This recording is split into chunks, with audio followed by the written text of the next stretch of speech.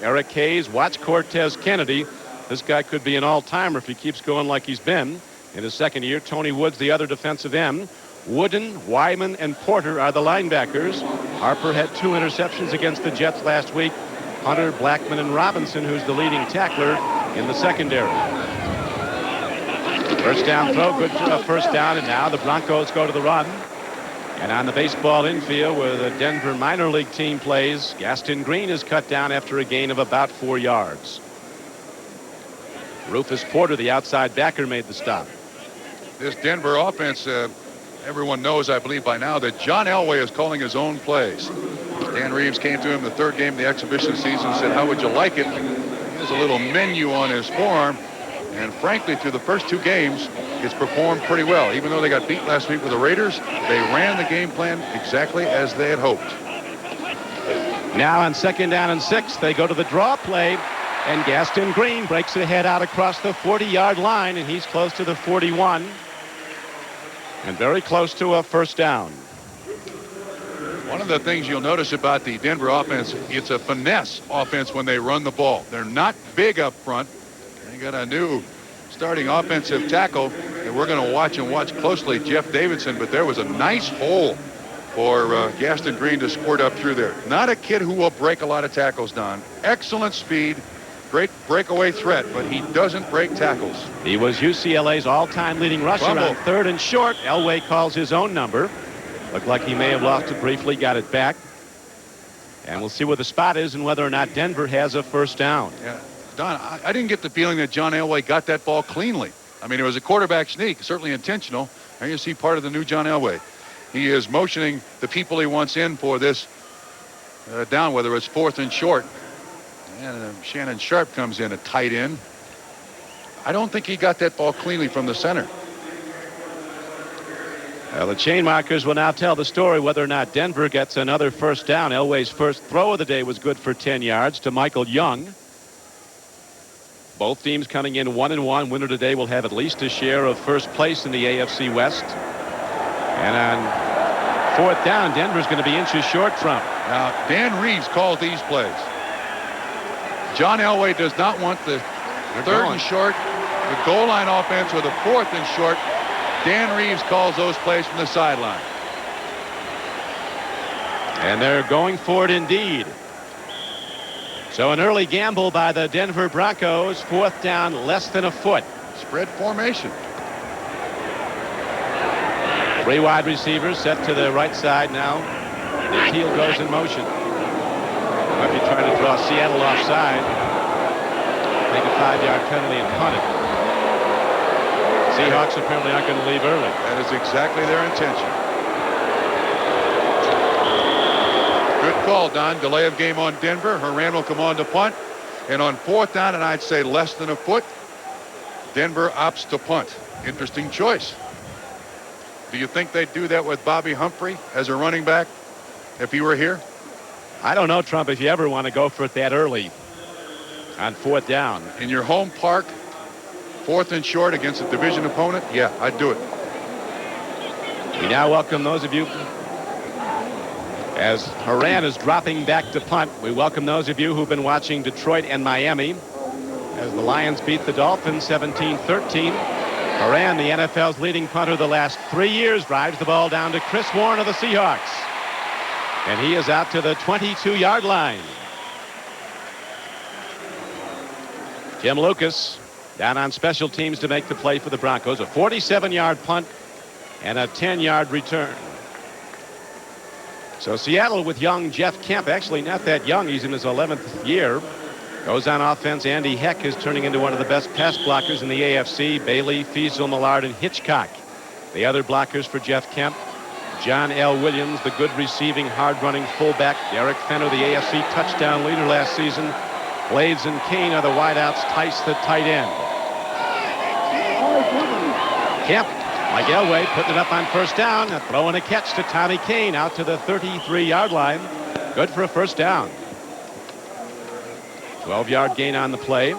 Here's the front 7 of the Denver Broncos. Powers, Cragen, and Holmes up front. Simon Fletcher, outside linebacker. Keith Traylor, a rookie. He starts at inside linebacker for injured Michael Brooks. Mecklenburg, 5-time Pro Bowl player, the other inside backer, Tim Lucas, the outside linebacker.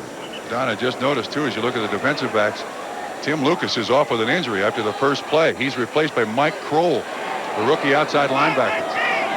Kroll is indeed in there, the #1 pick out of Nebraska, 4th player picked in the draft. It's first down now for Seattle.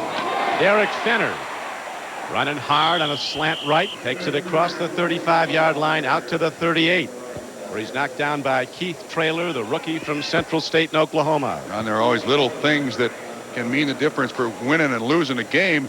And you've got 2 rookies now in there starting. Well, here comes Kroll off the field now, and 52 Jeff Mills, the second-year player out of Nebraska also. And Nebraska comes in, but when you lose an experienced player like Tim Lucas, you don't like that. There's Mills. Jeff Mills sets in at 2nd down and 6 now for Seattle. Seahawks opening drive in the scoreless game. John L. Williams tries the middle of the Broncos defense, and there's not much there as Carl Mecklenburg shot a gap and knocked him down. You know, Don, in talking to the Seattle Seahawks coaches and players, they can't really figure out why this key team can't run. The consensus of opinion to us last night was that the people up front are not following through on their blocks. They're not blocking to and through the man. There's just not much room there. Fenner last year against the Denver Broncos ran for 144 yards and scored 3 touchdowns. To this point in the season, John L. and Fenner have only combined for 100 yards rushing together. 3rd down and 4 now for Seattle. Kemp from the shotgun buys some time with the rollout. He can motor, and Jeff Kemp gets ahead for a first down. One of his best assets, Jeff Kemp, is his foot speed. He ran some bootlegs against the Jets, got some big yardage, and that time with no receiver open, Jeff Kemp does it himself and gets a first down. Not afraid to run, but it appears to me that there's no reason for him to run here. It's a half rollout. It looks like Paul Scanzi, 82, is coming across there and is going to be open, but that 51 Kroll of the Denver Broncos forces him to get up the field. And for a guy who's played in the NFL for 11 years, not a lot in the league for 11 years, he's got good foot speed for a quarterback. Jeff Kemp led the Seattle Seahawks in rushing last week with 36 yards against the Jets. First down and 10 now for Seattle. Out throw to Fenner. He's thrilled as he catches the ball, then he loses it. Incomplete pass. Wait a minute. The official ruled incomplete. Yeah, but first he ruled it was a catch, and then he ruled it incomplete. Wyman Henderson put the big hit on Derek Fenner. Here it is again from Fenner out of the backfield. Watch that second foot. Both feet. No, he never had control of it. Excellent call. Watch the official. See, he's saying he's still in bounds, but it's no catch. Excellent call by the official, so incomplete pass. Jeff Kemp is from Dartmouth. His dad, Jack Kemp, the former U.S. congressman and quarterback for the Buffalo Bills, is here. He's the Secretary for Housing and Urban Development of the Bush administration. Very proud of this young guy who's done the big job now that he's got his chance. And here is Fenner taking the ball and taking it out to midfield on 2nd down and 10. And while we have a break between plays, let's take a look at the 10-minute ticker. Lions with a mild upset at home. Bears blocking a Giant field goal to get their 3rd straight win. Giants, the Super Bowl champions, go to 1-2. Cincinnati now up by 2 on Cleveland. Minnesota has beaten the San Francisco 49ers, and the Philadelphia Eagles have shut out the Dallas Cowboys. Pittsburgh wins over New England. Tampa Bay up by the narrowest of margins on Green Bay. 3rd down and 7 now for Seattle. Kemp again in the shotgun. Standing in, lets it fly. Beautiful throw catch combination to Tommy Kane for a first down. As Kemp, with a lot of zip on the ball, put it right between defenders, and Kane takes the big hit front and holds on. Kane, not a big kid, and Atwater, the safety, really puts a lick on him. You can see the zone. Kane runs on the inside. Watch Atwater come up. Perfect timing for the defensive back, but Tommy Kane holds on for an 18-yard pickup. Nice opening drive here by the Seattle Seahawks, Don. It is indeed. Kane with a couple of key receptions for first downs.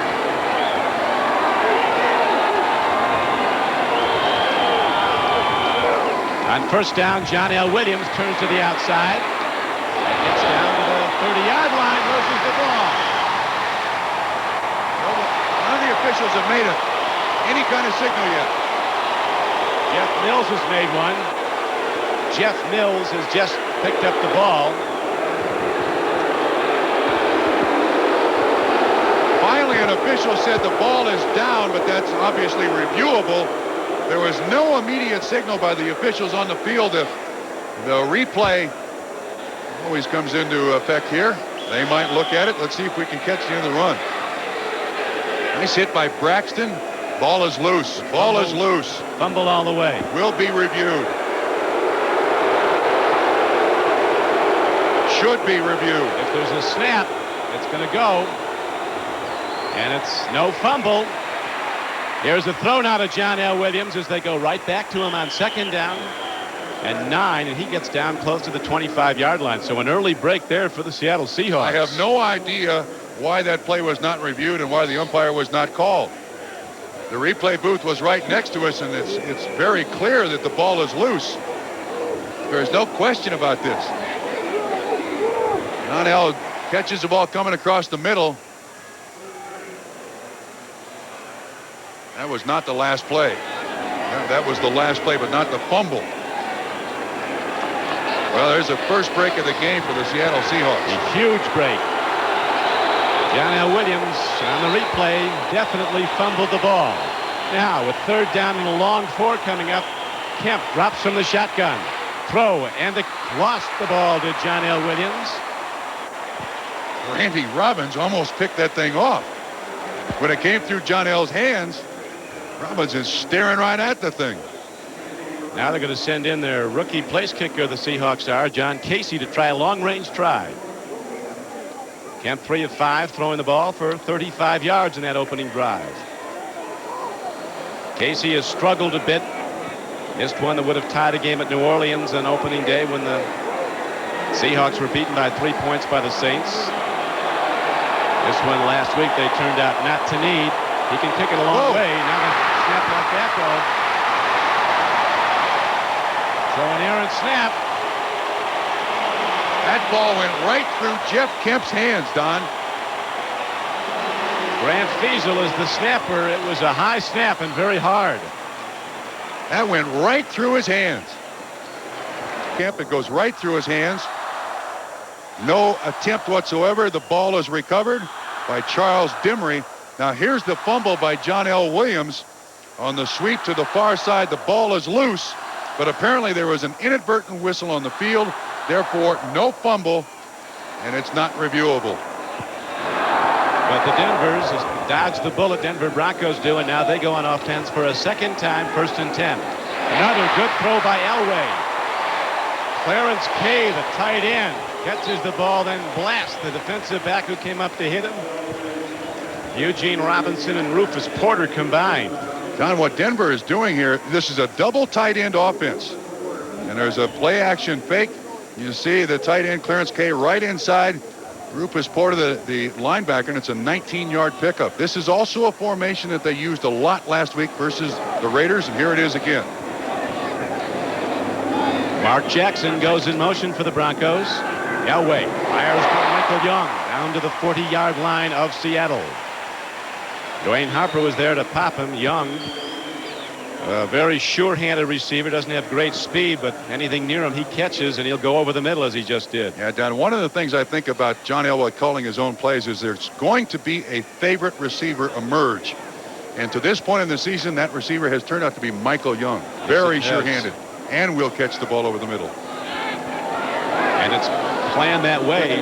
Young is his main target in their passing workout on Friday. He runs a lot of ins and out patterns, nothing too deep. They've got speed men to do that as Gaston Green on 2nd down. And very short, takes it ahead for a Denver 1st down.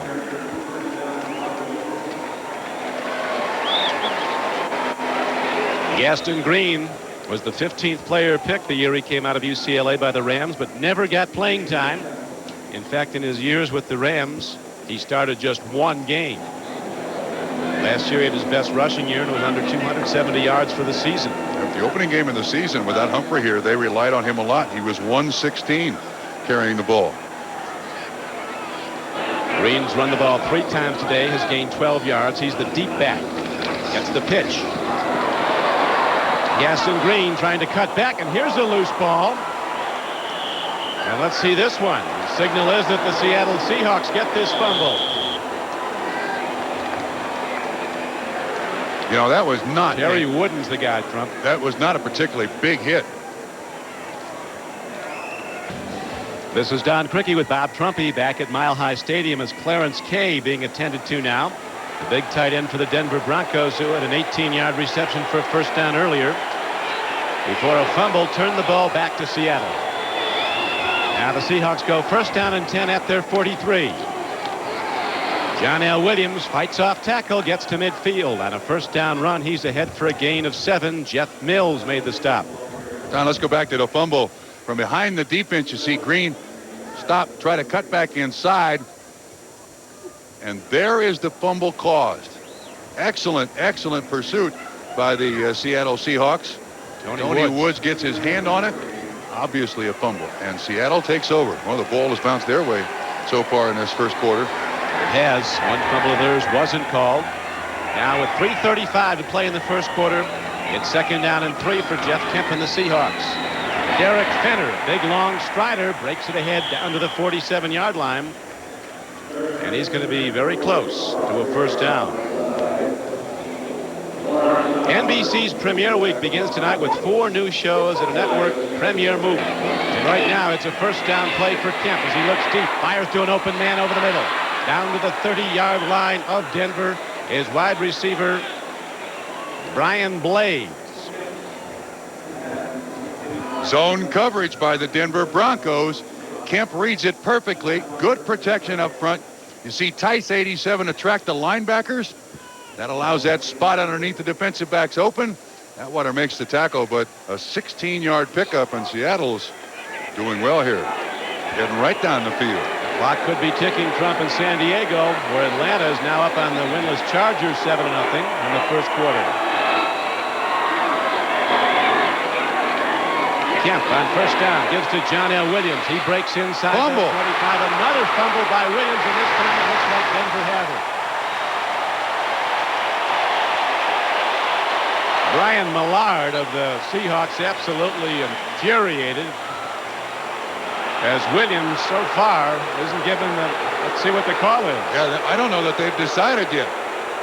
Are they possibly saying that the... Brown caused it? Well, we'll see. The feet of the recovering player touched the sideline before he recovered the ball. Recovered it out of bounds. Second down. Seattle keeps it.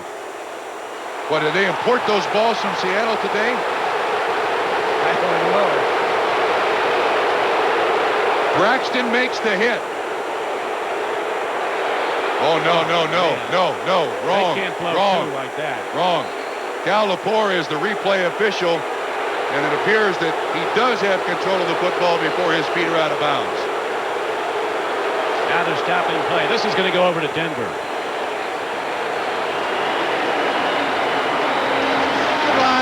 The play is being reviewed. We now welcome viewers joining us from the Cincinnati-Cleveland game. We're at Mile High Stadium in Denver. And the Seattle Seahawks are waiting to find out whether John L. Williams, their fullback, whether his fumble was recovered inbounds. He's fumbled twice today. The first one, here it is. We'll watch again his second fumble of the day. That's Steve Atwater. His feet never were out of bounds. Not until he rolls over are his feet out of bounds. John L's having trouble hanging on the ball. Excellent hit by Braxton. Outstanding hit by Braxton. And that's got to go back to Denver. And now a report, Trump, that Tim Lucas, a starting outside linebacker for the Broncos, has suffered a fractured fibula. So he'll be gone for a while, Tim will, linebacker from California. The replay official, it's ruled as a fumble and a recovery. Denver ball.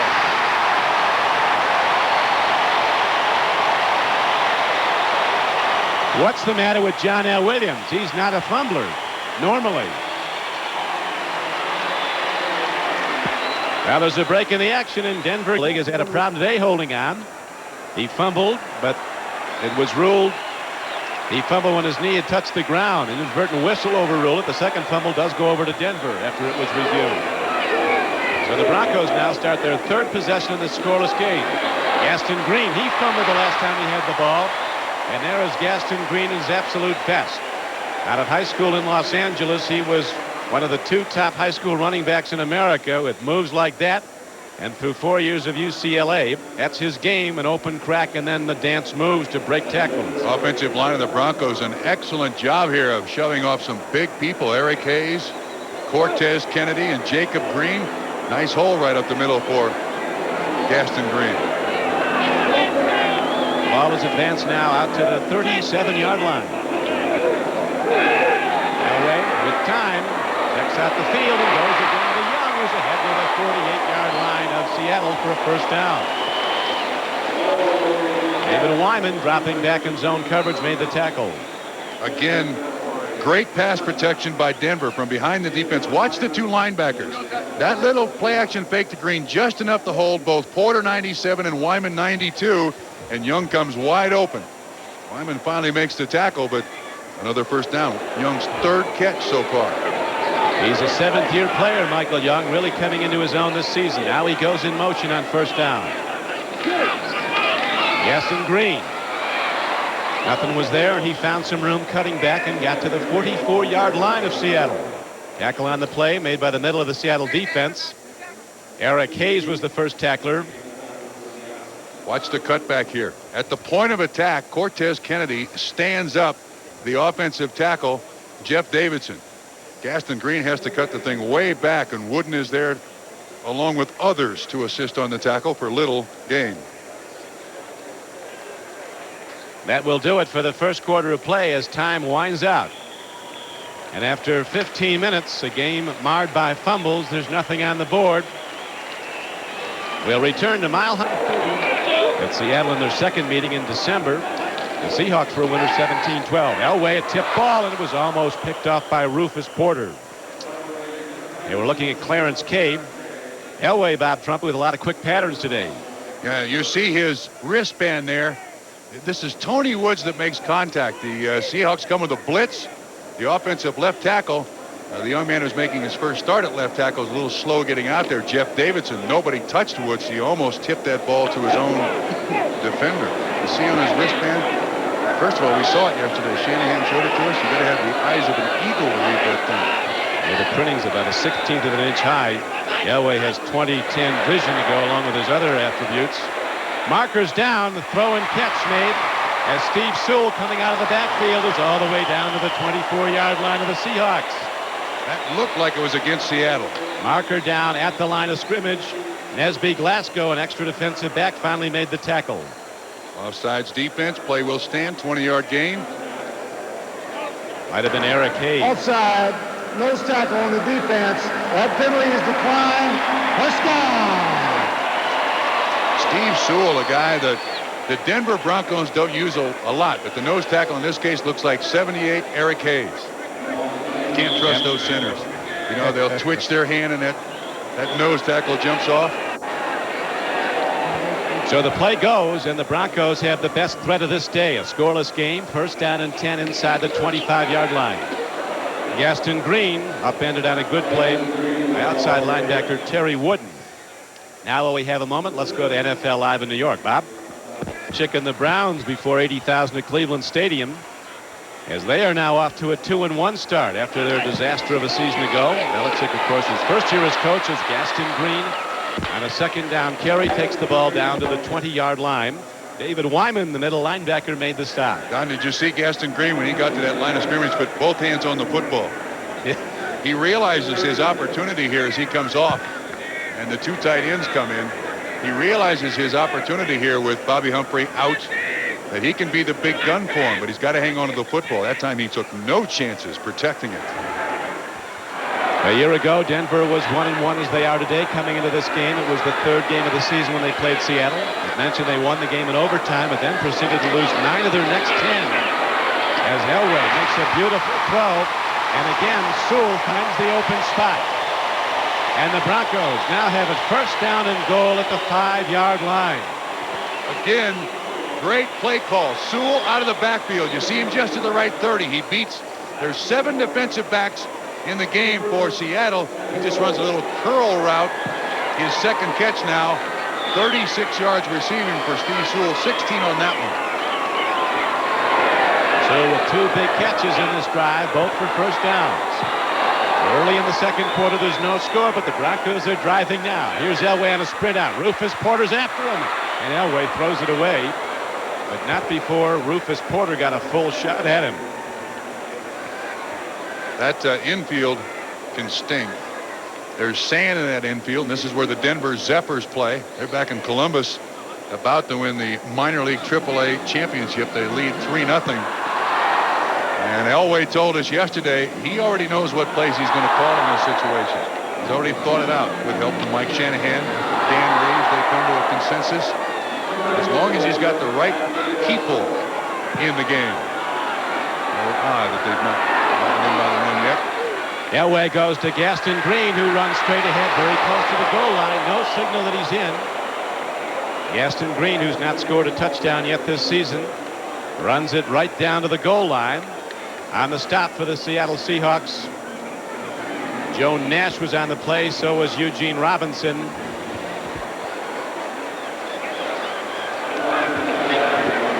Well, I think anybody could make this call. Again, great movement by the offensive line of the Denver Broncos. Excellent lead block up in front. Robert Perriman. David Wyman was in there, making a stick. 3rd down and goal from a yard away. Over the top, and the Seahawks hold. Robert Perriman, the big fullback just mentioned, goes over the top, but the Seahawks throw him back. Big choice for Dan Reeves. Looked like Nash again was down there. Cortez Kennedy. And they're going for the field goal. Not much room here. 77 Jeff Bryant there to help. A lot of people from the Seahawks. It did not appear that Perriman had any chance whatsoever.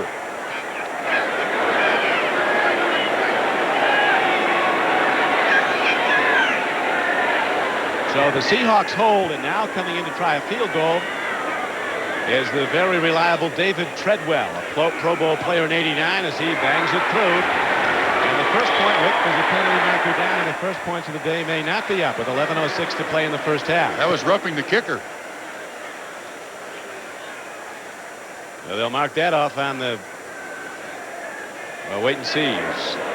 Red Cashin now counsels the Denver field captain and what his options are.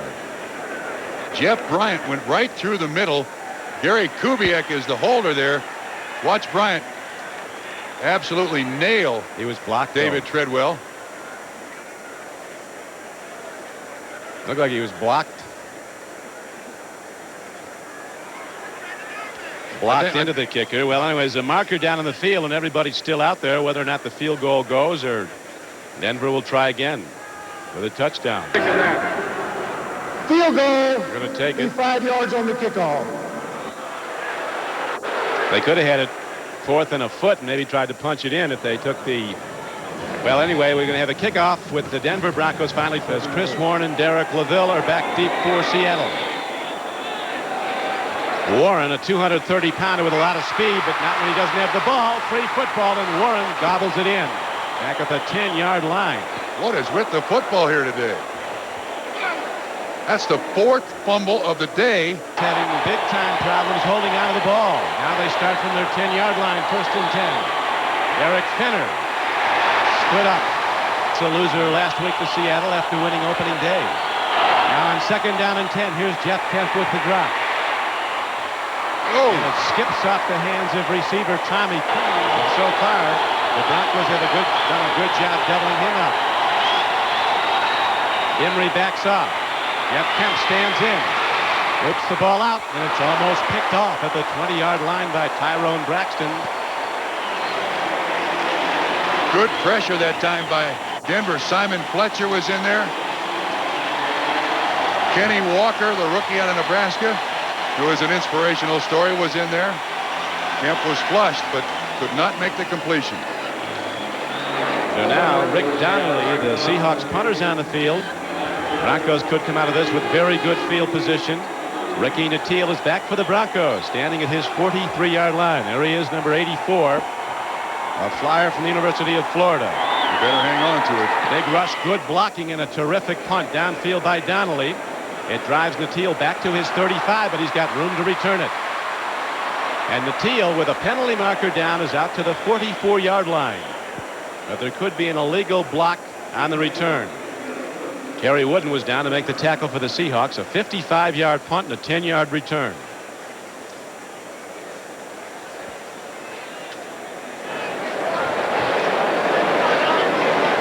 Red Cashin, the referee, with 9:53 to play in the first half. 3-0's the score. A 12-play drive. The only score of the game, a Treadwell field goal. Here you see Natil. Looks like 22 for the Denver Broncos. Alton Montgomery with the block in the back. Illegal block by the receivers during the run back. Be it post 10 yards from the spot of the foul.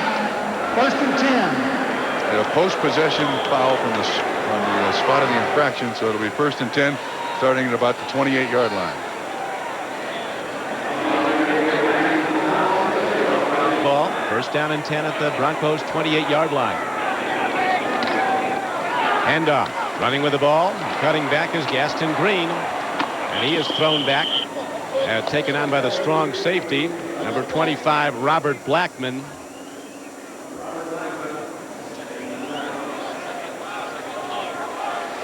Strong side sweep. See, Perriman 33 tries to get Blackman on the ground, but Blackman 25 does an excellent job of avoiding that block. And again, Gaston Green, not a tackle breaker. He's not going to drive for yards. You need to give him a big crack for him to get through there. Green is 5'11", 190 pounds. Now on 2nd down and a long 9. They go to the draw play. Gaston Green gets some room to maneuver and takes the ball out close to the 35-yard line. Rufus Porter closes. Also on the stop was Cortez Kennedy. You know, Don, it looks like Denver's trying to do some special things here to slow down this pass rush. There you see the draw play. 96 Kennedy turned out well by Sean Farrell, 63. Davidson gets Porter outside. They're trying to lock those guys to the line of scrimmage. Now, Porter plays defensive end and linebacker, defensive end in the pass rush at about 230 pounds. Great foot speed. Into the Pro Bowl twice as Rufus Porter. Now the Broncos on 3rd down and 4. Bring Natil back toward the line as Elway starts to sprint out, throws the ball, thrown and completed to Sewell. But a fine play by the veteran from the University of Washington, Nesby Glasgow. As Tom Catlin, the defensive coordinator of Seattle, said, this is one cagey guy, Nesby Glasgow. You're not going to fool him. 13 years in the NFL, and he made the stop short of the 1st down. Been around a lot, seen an awful lot of offenses. Excellent read by Glasgow, taking Sewell out of the backfield. And now Chris Warren drops back deep for Seattle. A good return man, big with a lot of speed. Moran almost blocked. And coming up to fair catch the ball is Warren at his 32-yard line, as Seattle has to be a little bit gun shy right now when the football comes their way. They've been coughing it up. Denver continues to lead. 1st down and 10 now for Jeff Kemp and the Seahawks. Here's a call bootleg, big rush. He's got to hurry. He gets the ball downfield. Incomplete. Kemp doing very well to just throw it away, as the rookie, highly regarded first-year player Keith Traylor was putting the heat on. Watch 54 come. He comes on a blitz, gets inside. Edwin Bailey, 65. And there's Traylor. Also coming from the outside is Ron Holmes, and Kemp does a great job to get this ball off at all, just to avoid the sack. You called it, though. That was a screen. Denver read it perfectly. Kemp had nobody to throw it to. Kemp is very quick. He's 32 years old, was an all-Ivy player at Dartmouth, has spent time during his 11 seasons with the Rams, the 49ers, and now the Seahawks.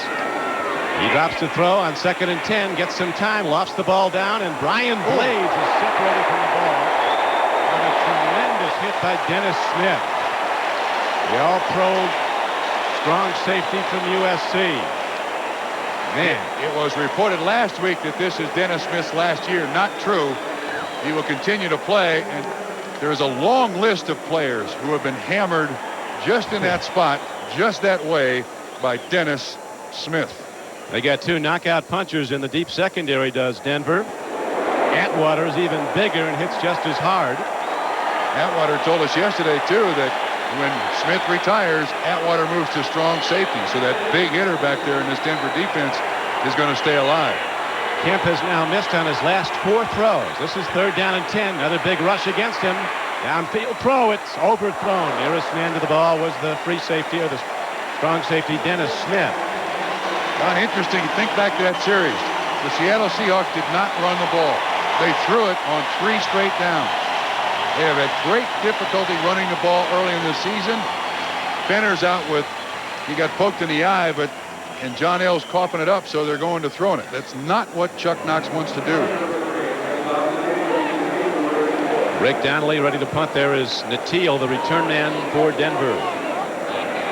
Donnelly will hit the ball somewhere about his 22-yard line. The last was 55 yards. He puts a charge into this one. Natil waits at the 20. Return right, and it's set up well.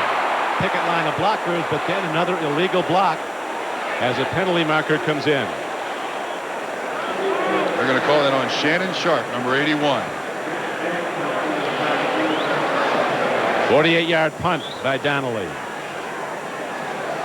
Trey Junkin of the Seahawks protesting that he was fouled, and apparently the official agrees. You're going to see the block coming from the left. Trey Junkin, who is the snapper, there's no question. Illegal block. Number 81 of the receivers during the return.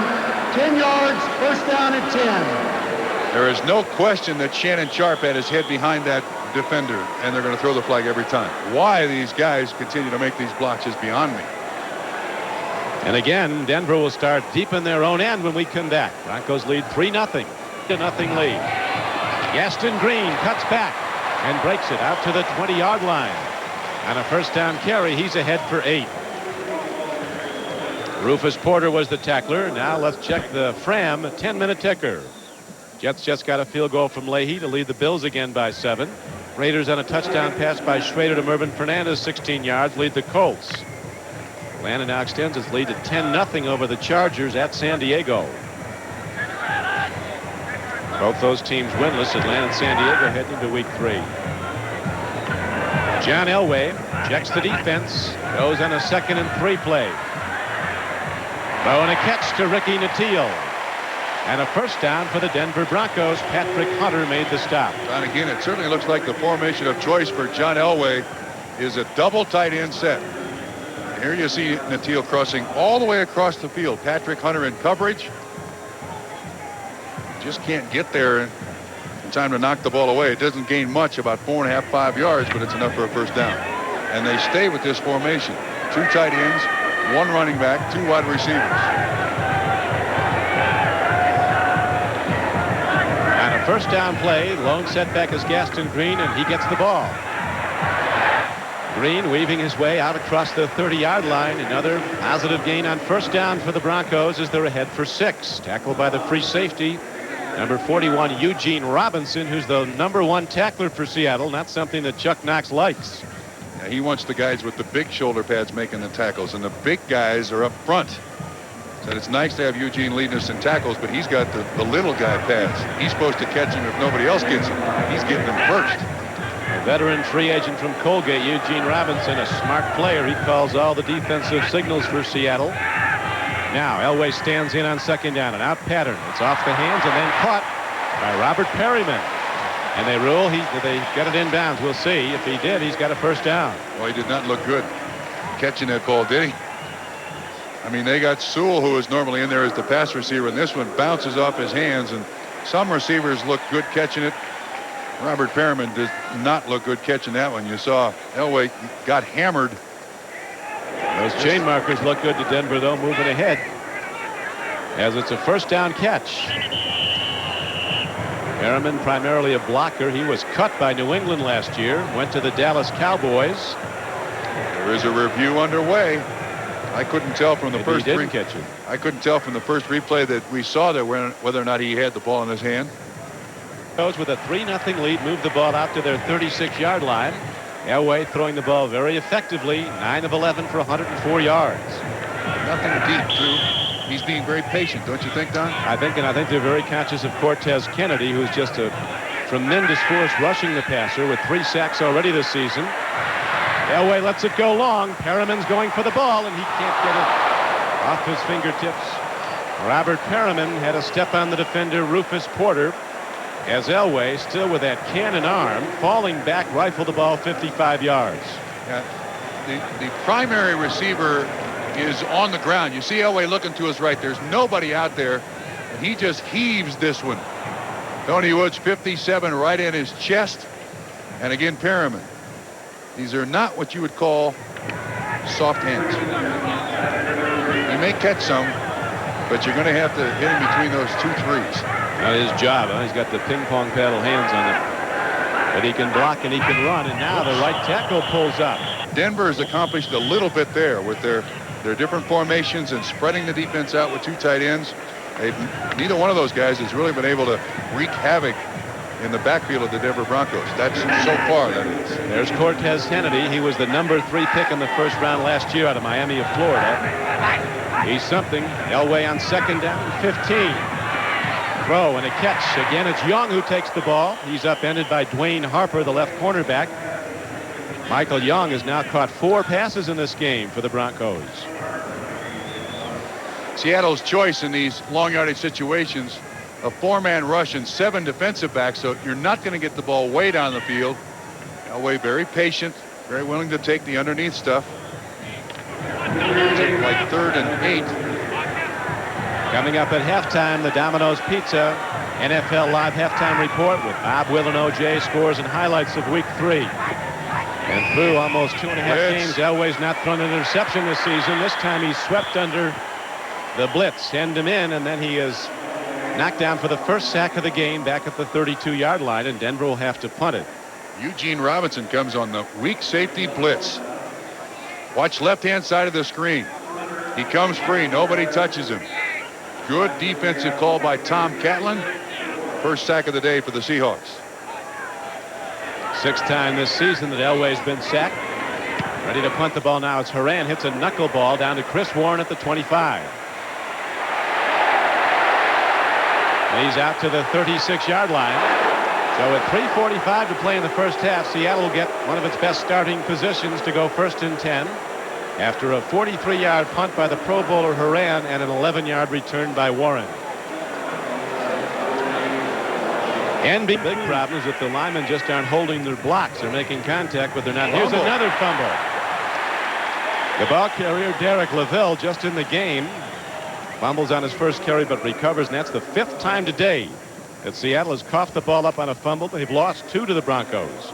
Doesn't look like he ever gets this one. It's a little sprint draw. It doesn't look like Jeff Kemp ran the right play. He didn't put it in there good. And Lavelle puts it on the ground. Holmes is almost there to recover it. It's just not working. You know, the timing is not there. Normally this running offense of the Seattle Seahawks functions very smoothly. Not so far today. That's been the staple of the franchise in the 8 years that Chuck Knox has been there. A strong proponent of power football. 3rd down now and a long 8. A throw and not close to Brian Blades coming off the right flank. So the Seahawk offense does nothing on the last 3 possessions, and Broncos get it back on a punt from. And Jeff Kemp is now over his last 6 passing attempts. No running game.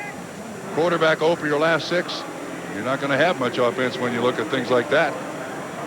But the Seahawks are right in the game, as the only score of the day came after a 12-play drive. A 17-yard field goal by David Treadway, and that's how the Broncos lead at 3-0. There's Ricky Nattiel back to field, yet another punt for the Broncos. Donnelly hits a line drive. Here comes Nattiel. Breaks it out to the 39-yard line. Rufus Porter makes the play on special teams along with Chris Warren. A 40-yard punt, but Nattiel with a 16-yard return.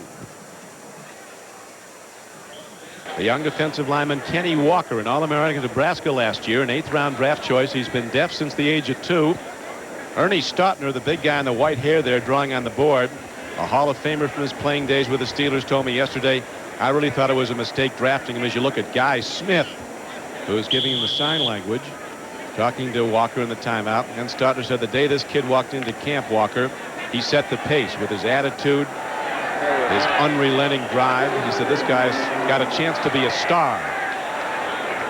He thought the obstacles in the game would be too much for him not being able to hear. So much as verbal communication on the field. Downfield throw now by Elway. Natil catches it, and he's going in. Maybe the play of the season for the Broncos. There was also an interference, but it's against Seattle. The play stands. 61 yards.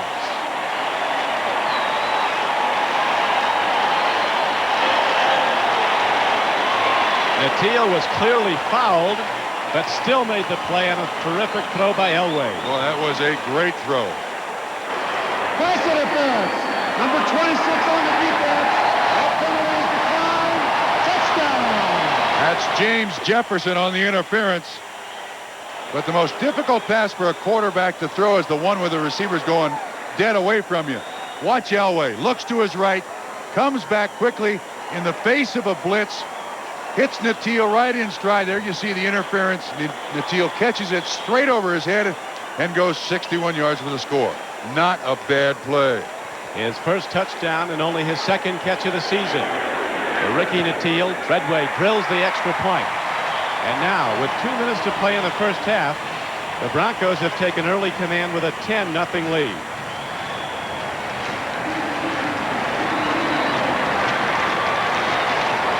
Over the shoulder catch by Natil.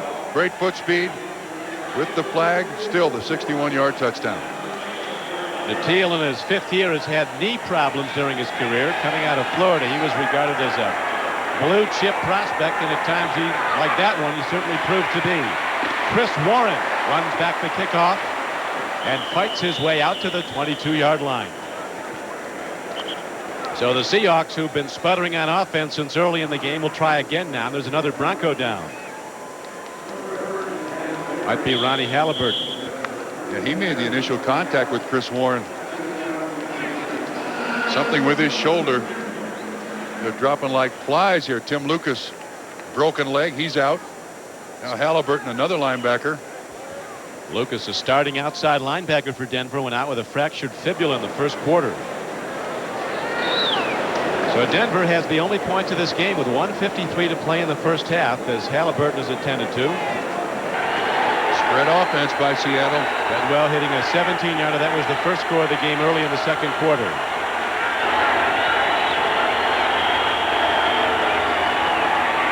From the shotgun, Kemp stands in, lets it go long, makes the connection. Downfield is Paul Scanzi, another former Husky from the University of Washington. He gets the ball all the way out to the 43-yard line.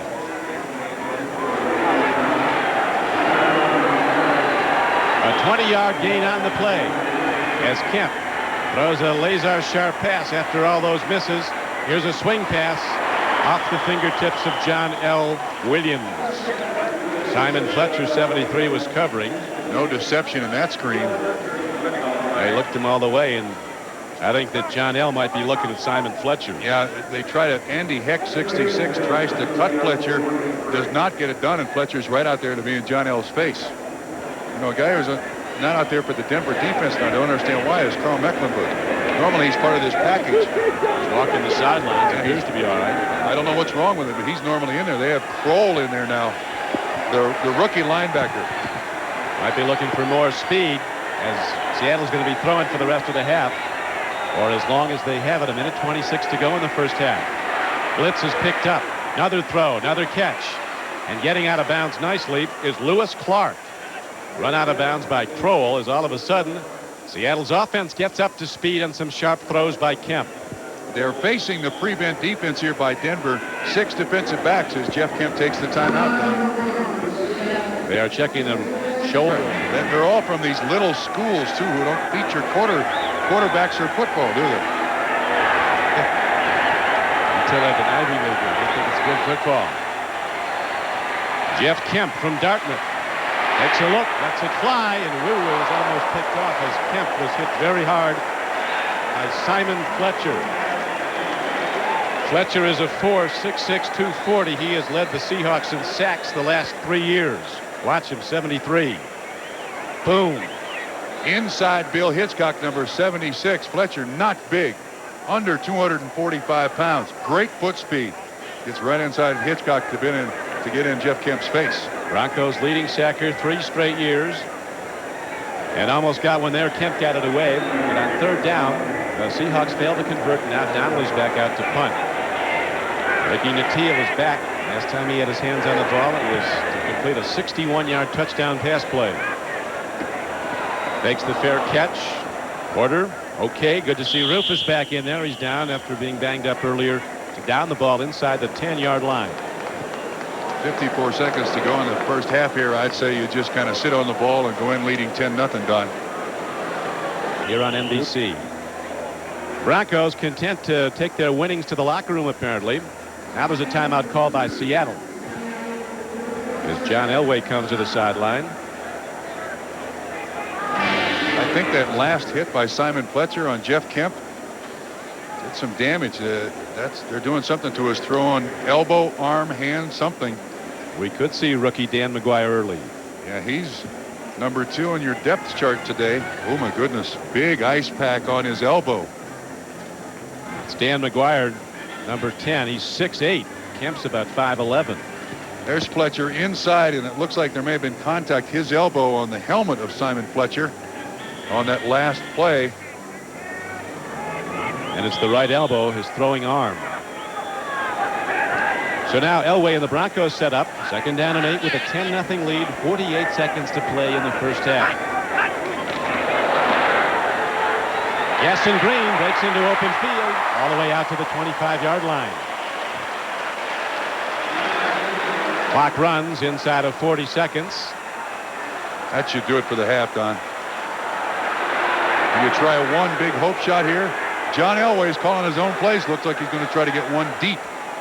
Let's see what happens. He got one deep a little earlier, a 61-yard scoring play. This one fired out of bounds, and that'll stop the clock with 21 seconds to play. Elway, a beloved figure here in Denver, but around the National Football League, around America, they say he might be the most booed athlete other than Bill Laimbeer of Detroit. And people look for reasons why. He said he didn't want to play for the Colts. He didn't want to play in the East. Some people were offended by that. And I think Jim Sacamano, the publicity director for the Broncos, might have summed it up. He said, Elway is blonde, blue-eyed, handsome, rich, successful. He's from California. All the things some people love to hate. Boo! Apologies to you blonde, blue-eyed, rich Southern Californians. As Elway drops to throw long. Dumps it off, and it's incomplete. Let me tell you something. John Elway, off the field, is one of the most gracious people you'll ever meet in your life. He is a coach's son. I think he knows how to conduct himself. The demands on his time in this city from the press and the media and also from private citizens is enormous, absolutely enormous. And he made the point, he played in a golf tournament, and he was upstaged by Michael Jordan. He said, whatever problems I have with the public, they absolutely pale by comparison to what Michael Jordan has to go through. Well, was probably only a big problems lesson in Denver really are that he can't go anywhere. Everybody wants his autograph. He and his wife, the parents of 4 young Elways, as the handoff now goes to Gaston Green, weaving his way to the 24-yard line. You're right about Elway, though. Not many guys wear success as well. This kid has been a superstar since he was in pass, punt, and kick. He was the most recruited high school player in America, coming out of high school in Southern California as the Seahawks called timeout. He was the #1 pick in the draft, and he's handled it all. I think what you said earlier, Trump, about being a coach's son has kept all the good things in perspective. helped him a great deal. In fact, in the offseason, he went over to Europe to see his dad's team play, and he said it was great. Nobody knew who I was. I liked it over there. He's going back. His father coached the Frankfurt Galaxy of the World League of American Football. Now, wait a minute. If they have the league, he may go back. That's right. Now the only choice that Seattle has, there's Reeves and John Elway talking, they got to try to block the punt here. 7 seconds left. That's the only alternative they have at the end of this first half. Rusty Tillman, the special teams coach of Seattle, spends weeks, months, years hoping for a situation like this. 10 men up, Don. 10 men up. There's Chris Warren back as they go for the block, and Denver does an excellent job keeping out the rush. Warren fields the ball with a fair catch at the 38-yard line. 1 second left, so the Seahawks will have time for one play. And you know what they could do? They could line up for a field goal. That ball was fair caught. Let's see, it'd be put down at Be about 75 yards. That'd make news. Or longer. Well, how about 80 yards? Ball spotted the 38-yard line. 7 drop. That would be back to the 31. No, it'd be right there. It'd be right there where it's fair caught. They line up for a kickoff. It's a 7-yard snap back to the holder. No, they don't snap it. If a field, with a fair catch. Yeah, with a fair catch, they have that's right. But they're not going to do it. It would only be a 73-yard field goal from there. You called the last one of those, didn't you? The 63, yeah, Tom Dempsey. Heck left Irving. Pass blocking, or the right tackle Bill Hitchcock did, not Heck. Well, Seattle has just not looked good in this first half, offensively. It's in 12 games. It was in the second half that the Broncos had their problems. Right now they have a 10-0 lead. Kemp lets it go long. Lots of people out there. It's caught by Tommy Kane. But the Seahawks have time for no more plays. That'll do it for the first half. So it goes as about a 50-yard completion.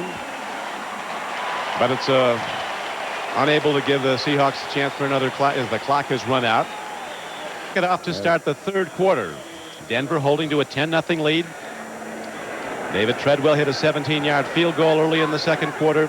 And then John Elway hit Ricky Nattiel on a 61-yard scoring play as Warren runs it back for Seattle to the 25-yard line. And now let's check the Coors Light halftime stats. Read them over, Trump. And I think the one thing that jumps out at you is the rushing yards by the Seattle Seahawks. Those 35 yards came on 12 carries. Time of possession clearly in favor of Denver. Main reason, Seattle just 2 of 7 in third down conversions. And the fact that Seattle had 5 fumbles, lost 2. This is a half that Seattle would just as soon forget. Good to see Jeff Kemp is okay and ready to quarterback the Seahawks. He was 7 of 17 for 119 yards in the first half. Handoff, John L. Williams holding the ball hard, and he gets ahead as a marker goes down. Williams with both arms on the ball had a problem holding on in the first half, as did some of his teammates. Here's Red Cashin. Oops, the run was broken open by a hold. Goodness. So the problems of the first half continue into the second half. This is the way the Seahawks started in the first half. During the run, number 54 on the offense, it's still first down. That's on Grant Feasel, the center, but look at that. Totally inept offense by Seattle. This offense does not have any type of personality like Chuck Knox once. Tarot reading live one-on-one by authentic psychic readers. 3 plays and no yards. New Orleans came back to take the lead, although they eventually lost by 3. There's a throw and a catch. Not for very many yards on a first down and 20 play. Ball is out close to the 20-yard line. Derek Fenner caught the ball, and Warren Powers put the rush on. But still, Seattle almost going away from the run. Fenner out of the backfield, outlet receiver. Kemp does find him. Simon Fletcher, 73 on the tackle. Grant Feasel down over the ball at center. Edwin Bailey and Brian Millard the guards. Andy Heck and Ronnie Lee is out with an injury the last 2 weeks. Bill Hitchcock is working at right tackle. Scanzi goes in motion. Kemp rifles one in. Ryan Blades goes up for the ball but can't get to it. Defended on the play by Charles Dimry. Randy Robbins came from the inside. You know, the one thing about Jeff Kemp is Dimry's slow getting up on the first base side of the skinned area here at Mile High Stadium. Jeff Kemp does have a very strong arm. Throws the ball very well deep, and that one he really hustled in between those 2 defenders. The Blades could not make the catch. Not good numbers. Nothing like they were last week. But it almost looks like Seattle's going completely away from their run game here. Third down and long, but last week the Seahawks broke it open against the Jets when they scored 17 points in less than 3.5 minutes. So Coach Knox needs some of those big plays today. The Raiders are now up 13-0 on Indianapolis. 4 wide receivers in the game, as on third down and 16, Jeff Kemp sets at his 15-yard line. 4-man rush. Pump faking, buys time, drills it down, and the ball is picked off by Dennis Smith. Smith still going inside the 15, down to the 11-yard line. Lewis Clark finally got him. Ball went through Paul Scanzi's hands. Dennis Smith, still one of the best in his 11th year. 38-yard interception return. Great zone coverage here by Denver. Watch everybody drop. When Kemp brings that thing back, it gives the defense a chance to know what side of the field he's going to. Excellent defensive job by Lilo Lang, knocking the ball away from the receiver Scanzi, and Smith with the interception and great field position for Denver. Couldn't be much better as they start 1st and 10 at the 11-yard line. Gaston Green, 2 arms on the ball, takes on tacklers and gets down to the 6. Our producer today for NBC Sports is Bill Bunnell. Our director, Richard Klein. The executive producer of sports for NBC is Terry O'Neill. As Dennis Smith, a consensus All-American at Southern California, and weren't the Trojans something last night after a loss to Memphis State? My goodness, they got some players, but then every year they got some players. You believe that Dennis Smith and Ronnie Lott were in the same backfield at USC a number of years ago? How about their third roommate? They roomed together. Marcus Allen. That's a sweetful. Hall of Famers. Here is Gaston Green taking the ball down to the 5-yard line. And there's a marker down on the play. Eric Hayes, a defensive tackle, made the stop for the Seahawks. Holding Denver.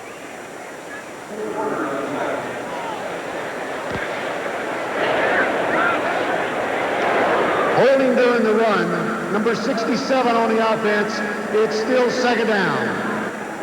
Doug Weddell, the right guard. Speaking of outstanding performances, there's a great team in Seattle, Washington. Don James has another powerhouse at the University of Washington, and they're heading into Lincoln to play the Huskers. I'd pay to see that. Yeah, that's not a bad game. Not a bad game at all. But Don James is not the least bit afraid of Tom Osborne's Huskers. 5 superpowers emerging in college football. Miami once again one of them. Right now the Denver Broncos go on 2nd down. Elway with a quick flip over the middle, and it caroms off his intended receiver, Robert Perriman. 12:17 to play in the 3rd quarter. Interesting play choice there. Here comes Steve Sewell in the ball game now. He would much rather throw the ball to Sewell than he would to Robert Perriman. Perriman's a blocker. I think we've documented that Sewell has much better hands than Robert Perriman, and he likes Perriman. I mean, he likes Sewell in passing situations.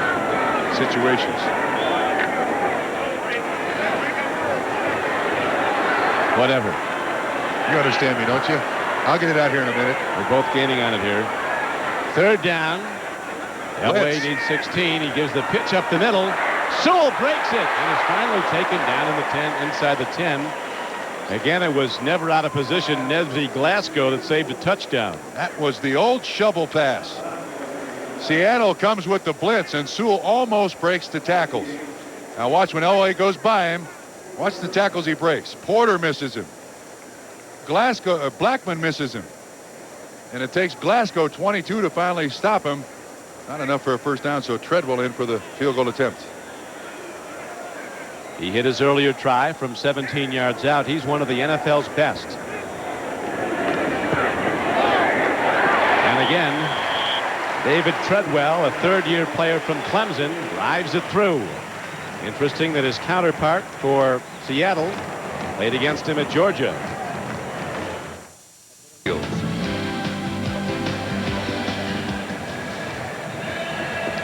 It is now 13-0 Denver, as a second David Treadwell field goal extends the Broncos' lead over the Seattle Seahawks. And now Treadwell's ready to kick it off.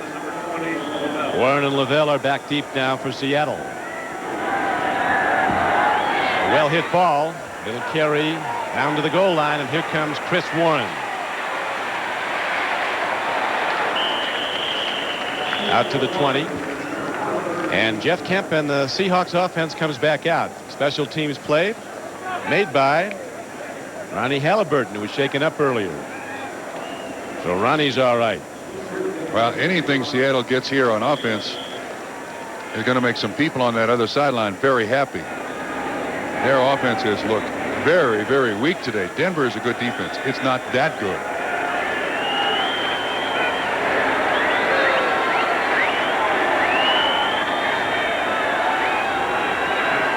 We'll see if Kemp can throw through it. Here's a big rush, and Kemp wisely fires it away. Intentional grounding. Yardage lost and a down. Mike Kroll was there with good pressure. So was Simon Fletcher.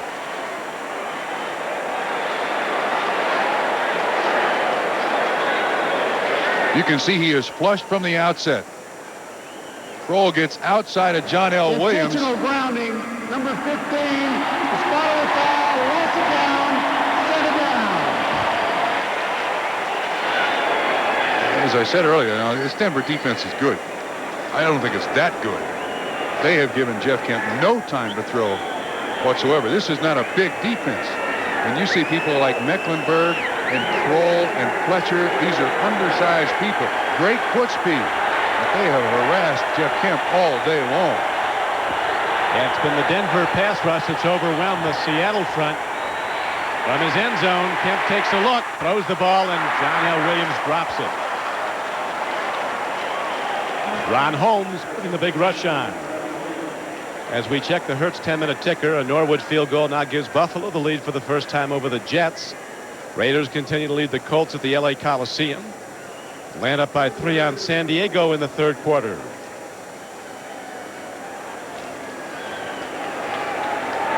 And here at Mile High Stadium with 11:12 to play in the third quarter, the Broncos are in the lead 13-0. Jeff Kemp, before last week's start, had not started an NFL game since '88.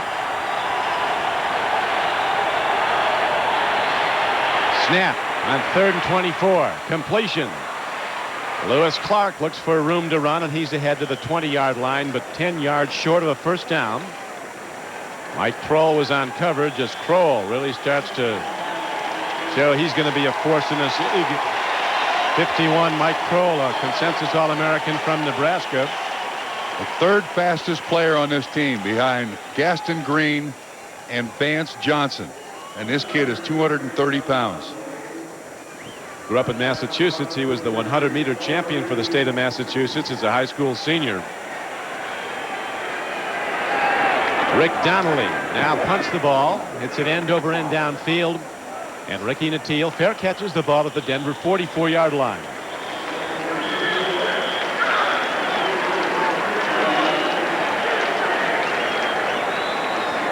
Those are in command of the Seattle Seahawks 13-0. And it was a year ago in this matchup here at Mile High. At this point in the game, the Broncos had a 14-point lead.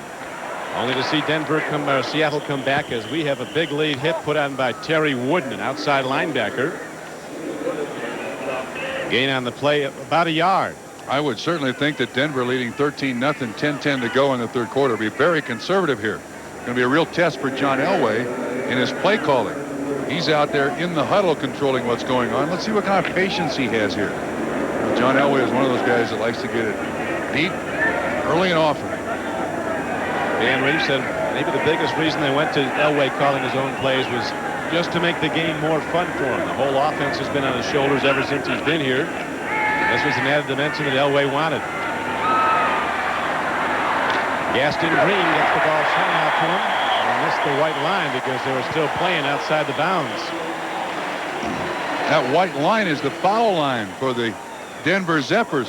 A rare little trick here by Gaston Green. Breaks the tackle. Watch this little move inside. Sets up the defensive back. Gets outside of him. I think it's 22 Glasgow. No, make that 27. Patrick Hunter who misses the tackle. There's the foul line for the Denver Zephyrs, and there's the out of bounds marker over there. Doesn't make it confusing. Again, though, nice choice by John Elway. He's got the swing guy out in the flat. He makes that choice as opposed to trying something down the field.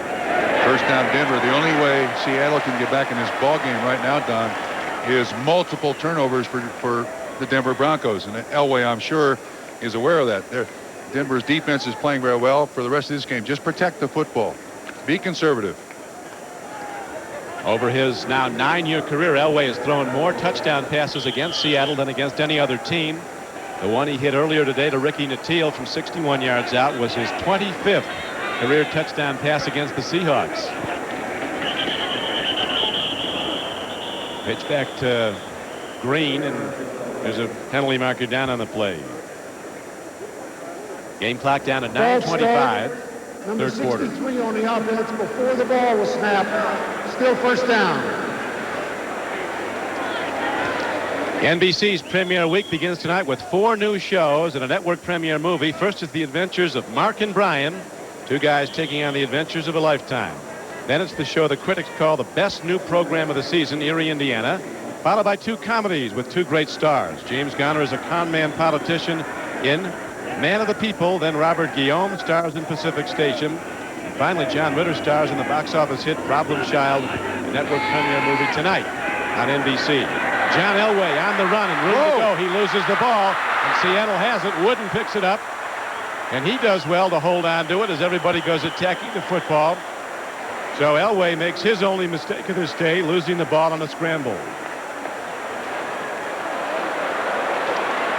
He could tell it was happening. Rufus Porter was chasing him. Watch when he breaks up through here. Somehow the ball slips out of his hand. He's carrying it very carelessly there, and it gets down on his hip, and he can't. No, that's Jacob Green chasing him. Ball bounces loose. That's the only way Seattle can get back in his game. Seahawks trying to generate offense. Now they come out of the huddle with good field position, starting at their 39-yard line. John L. Williams runs straight ahead out to the 44-yard line as Atwater, the strong safety, free safety, came over and tackled him with a shoulder to the knee.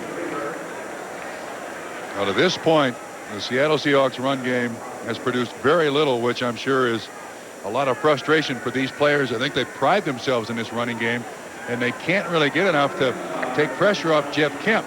That 5-yard pickup will slow the defense down a little bit. A pitch back. Williams again.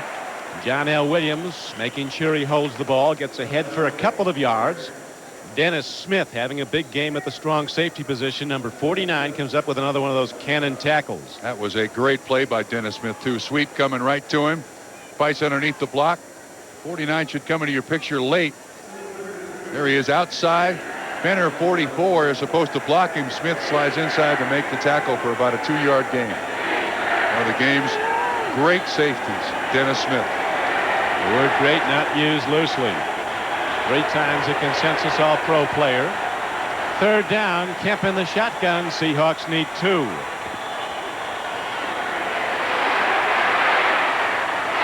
Picked off by Steve Atwater.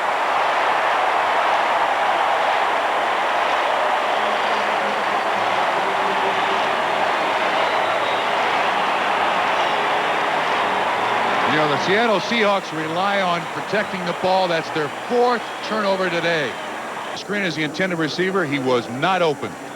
Now both safeties for Denver have made an interception, and here's Jeff Kemp's reaction. Never should have been thrown. Steve Atwater was open. Another turnover, and here's Elway coming in. Look at that throw. And again, it was Michael Young coming off the right flank. As Elway drills it, Young holds on despite a hellacious hit put on it. Slow getting up, his 5th catch of the day. That's a high percentage pass. 5 catches, 57 yards as he's trying to get to the sideline here. The strength of Elway's arm is still a marvel the way he guns that in there. Yeah, and you can see the coverage was good. That's Hunter or Harper, and that's good coverage, and Elway still guns that ball to Michael Young. Gaston Green runs on 1st down. Might have been. He put that ball on the ground. Eric Hayes and Jacob Green were the tacklers for Seattle. Next week the Seahawks have a tough one. They head into Kansas City to play the Chiefs. Broncos will be home again, their 3rd home game in the first 4 weeks when they play San Diego here. Well, I don't like Seattle's chances in Kansas City next week the way they're playing offensively today. Just wearing this defense out, not doing much offensively. San Diego just got a touchdown pass from John Freeze to Anthony Miller. It's now a 10-7 game. Atlanta leads. Jeff Jager kicked his 3rd field goal for the Raiders, and they've extended their lead to 16-0 over the Colts. Elway with a throw. Marker is down, and so is Shannon Sharp, an H-back they call him. Big wide receiver out of Savannah State. His brother, one of the best when he's in good health with the Packers. Sterling Sharp. This looks like it's holding against the Denver Broncos. A lot of hands-on hips here by the Seattle defense. You can tell they've been on this field an awful lot today. And getting tired. Holding number 67 on the offense, still second down. A holding call on Doug Weidel. Let's watch John Elway. He looks at his menu, and then the sign he's given to the sideline is the personnel. He knows the down and distance. That's the first thing he considers. All right, long yardage. We're going to face nickel package. Get me this personnel in here. The penalties there. Just 3 on Seattle. And now he's got 4 wide receivers in the game with Sewell in the backfield. Well put. He calls for the personnel he wants, so the sideline has a pretty good idea, but Reese says it's still a revelation every play what he's going to do because only he knows. And out pattern goes to Young. He loses the ball, and it looks like Denver might have recovered it.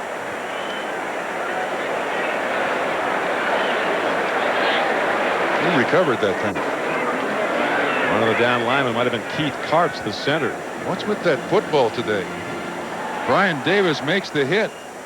Watch how close this is to a sack. And watch the strength of arm. That's Jacob Green coming around.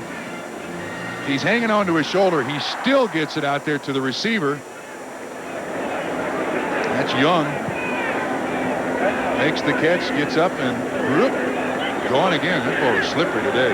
He's another former L.A. Ram, Michael Young. His first 4 seasons with the Rams came to Denver 2 years ago as a Plan B free agent.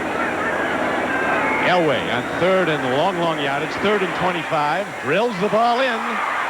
It'll be 10 yards short of a first down. The completion is made to Mark Jackson, the veteran receiver from Purdue. The gain was 15 yards, and the tackler was Brian Davis. Okay, it's going to bring up 4th down and 10. No question they're going to punt this ball. Well, one of the things that John Elway and Dan Reeves have both admitted about him calling the plays, a great deal more communication between the two. Gary Kubiak is a part of the equation. They don't talk there, but Mike Shanahan's upstairs, Dan Reeves is downstairs, and the 3 of them talk a great deal between series. And here is Haran, the punter, back out, and has led the NFL the last 3 seasons. Angle punt. And there's a marker down also at the line of scrimmage. 4:05 to go in the 3rd quarter.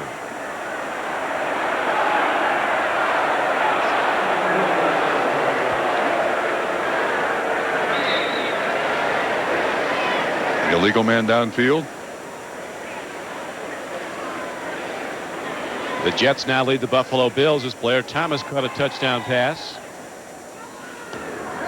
Ineligible down the field, number 96 of the kickers. That penalty is declined.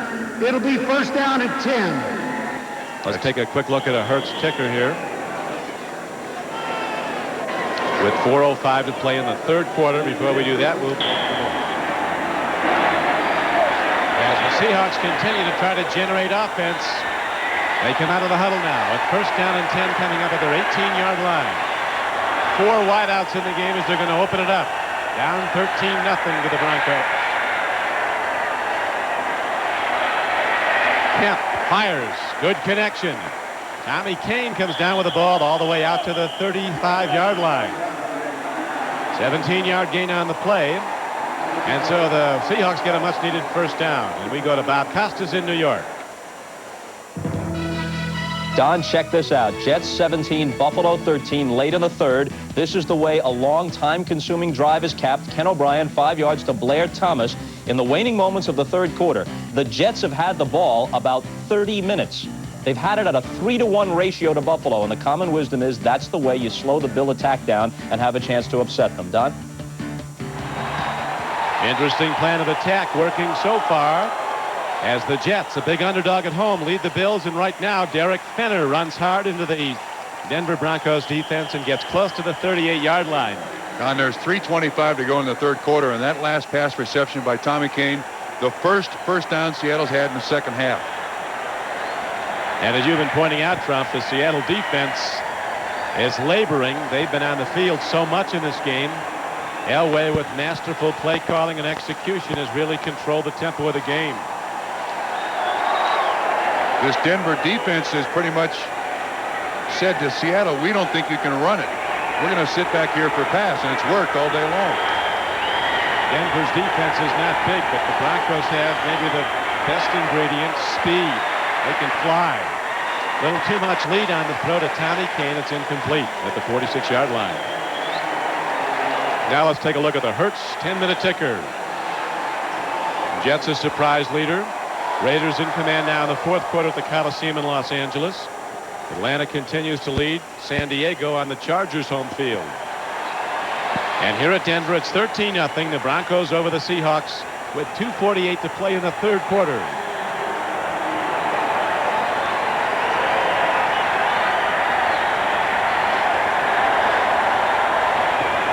On third down, Jeff Kemp and the Seahawks need 7. Ball at the 38-yard line of Seattle. Here comes the rush. Kemp stands in, delivers the ball to an open man, but it comes in low. Tommy Kane had the cornerback beaten, but the pass was low. Randy Robbins was out there. Steve Atwater was out there. Just can't get it out there far enough. Ron Holmes with a little pressure on Kemp, but he just can't quite get it out there far enough to the receiver. So another 3 downs and out. Make that 4 downs and out by the Seattle Seahawks. 1 first down in the second half to this point. As on 4th and 7, Donnelly's back on the field to punt. McTeal is back as he goes to field the ball. No fair catch signal. It takes a hop back at Seattle. Finally, the Seahawks down and out at the 34-yard line of Denver. John, that may have touched the Denver Broncos. Lilo Lang, 21, was down there. They give the ball to Denver, but you could see Ricky Nattiel yelling for everybody. It's a short kick. Get out of the way. I don't think Lilo Lang got the message. That may have bounced off his foot. Net yardage, a 28-yard punt. Now watch what happens. See Nattiel, he's motioning for everybody. Watch his arm. Get out of the way. Here it comes. See if we can see this hit somebody's foot.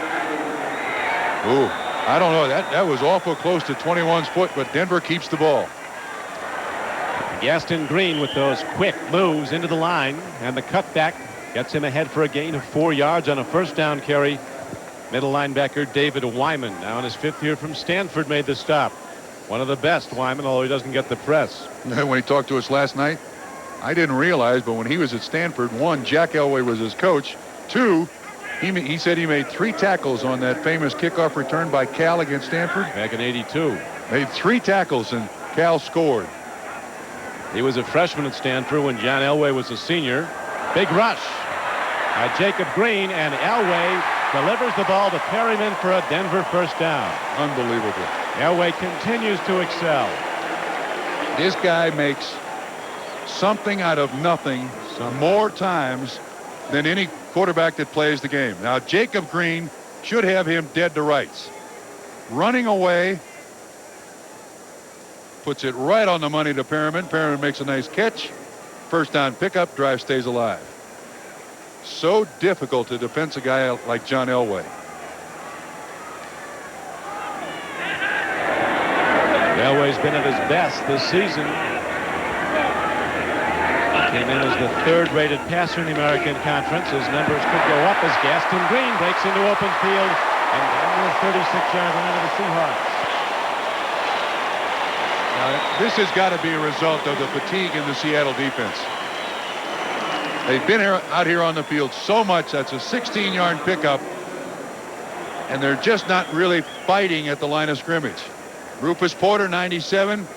He gets logged by Doug Weidel, 67. Gaston Green to the outside. Look, there's 1, 2, 3, 4. I count 5 Seattle Seahawks on the ground at the line of scrimmage. They're just worn out. Denver, fresh as can be, lines up ready to attack again on first down. Elway out, makes the connection. Shannon Sharp is on the run inside the 20-yard line and down to the 18.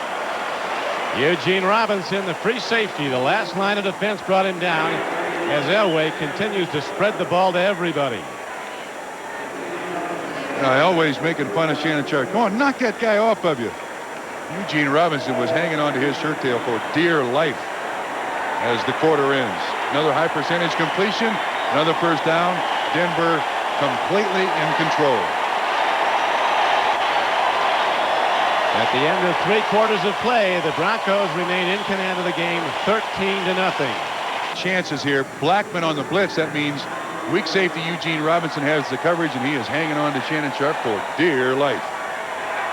Now as they switch ends to start the 4th quarter, the Broncos go with the ball at the 18-yard line of the Seahawks.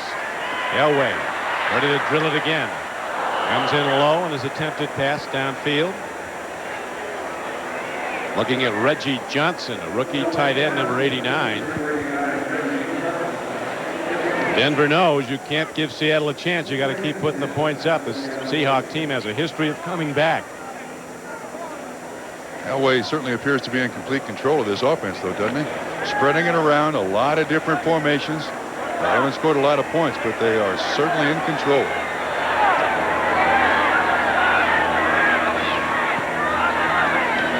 On 2nd and 10, they go to the run. Gaston Green takes the full brunt of Terry Wooden, having a good game, a former Syracuse All-American, backing the line at the left outside, number 90. Well, that didn't work. They were all over that one, but Green out. Sewell comes in. It's going to be the full wide receiver set. The popular receivers today have been Young 83, Sewell 30 for John Elway. On a 3rd down and long.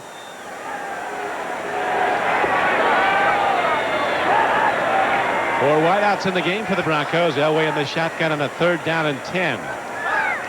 4th quarter, early in it, 13-0 Broncos. Blitz. And again, Elway is hurried as the Seahawks are now getting the big heat on him. Coming hard on the play was Jeff Bryant, the veteran from Clemson, number 77. He popped Elway just as he released the ball. Down for the rest of this game, the Seattle defense has got to take all kinds of chances. They need the turnover. They need lots of turnovers to get back in this game.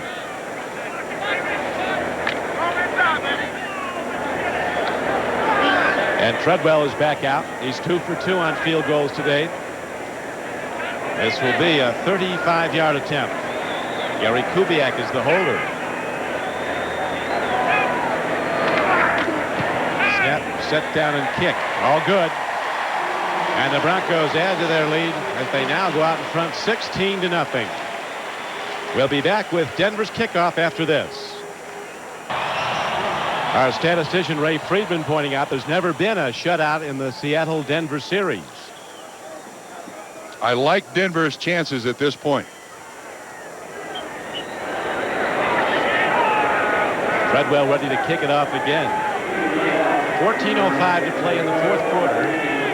And the Broncos on 3 Treadwell field goals and a 61-yard scoring pass from Elway to Ricky Nattiel have taken a 16-0 lead. 2 yards deep. Chris Warren brings it back for the Hawks. Uh-oh. And breaks it all the way out to the 35-yard line. Shannon Sharp was down on special teams on the play. Keith Traylor was also on the play for Denver.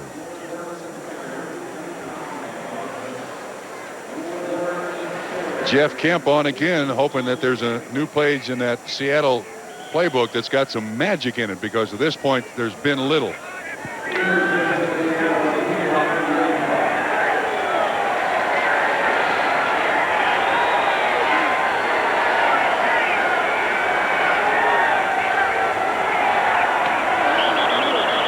Ron Holmes coming hard as there might have been some movement in the offensive line of Seattle. False start. Number 15 on the offense before the ball was snapped. Still first down. It looked like Jeff Kemp was the guy that moved. He drew everybody off. But they get the false start. Dead ball foul, so it's 1st and 15.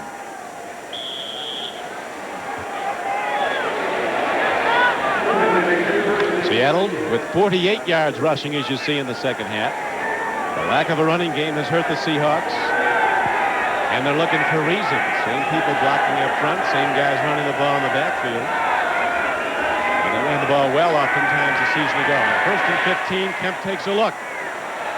Too much on it as he was looking at Brian Blades, who was open. Well, the magic that Jeff Kemp had last week is not there this week. He's thrown the ball high. He's thrown the ball behind receivers. You see Chuck Knox on the sideline. A thoroughly frustrated head coach. Number 16 behind Chuck Knox is Rusty Hilger, a former Raider. He's signed on as a free agent. There's the guy that they expect to be the quarterback of the future, Dan McGuire, home run hitter Mark McGuire of Oakland A's fame, his younger brother. Kemp 10 of 28, 2 interceptions, 151 yards. Kemp on the drop, 2nd and 15. Open man is Blades, and he's ahead to the 47-yard line. A first down for Seattle.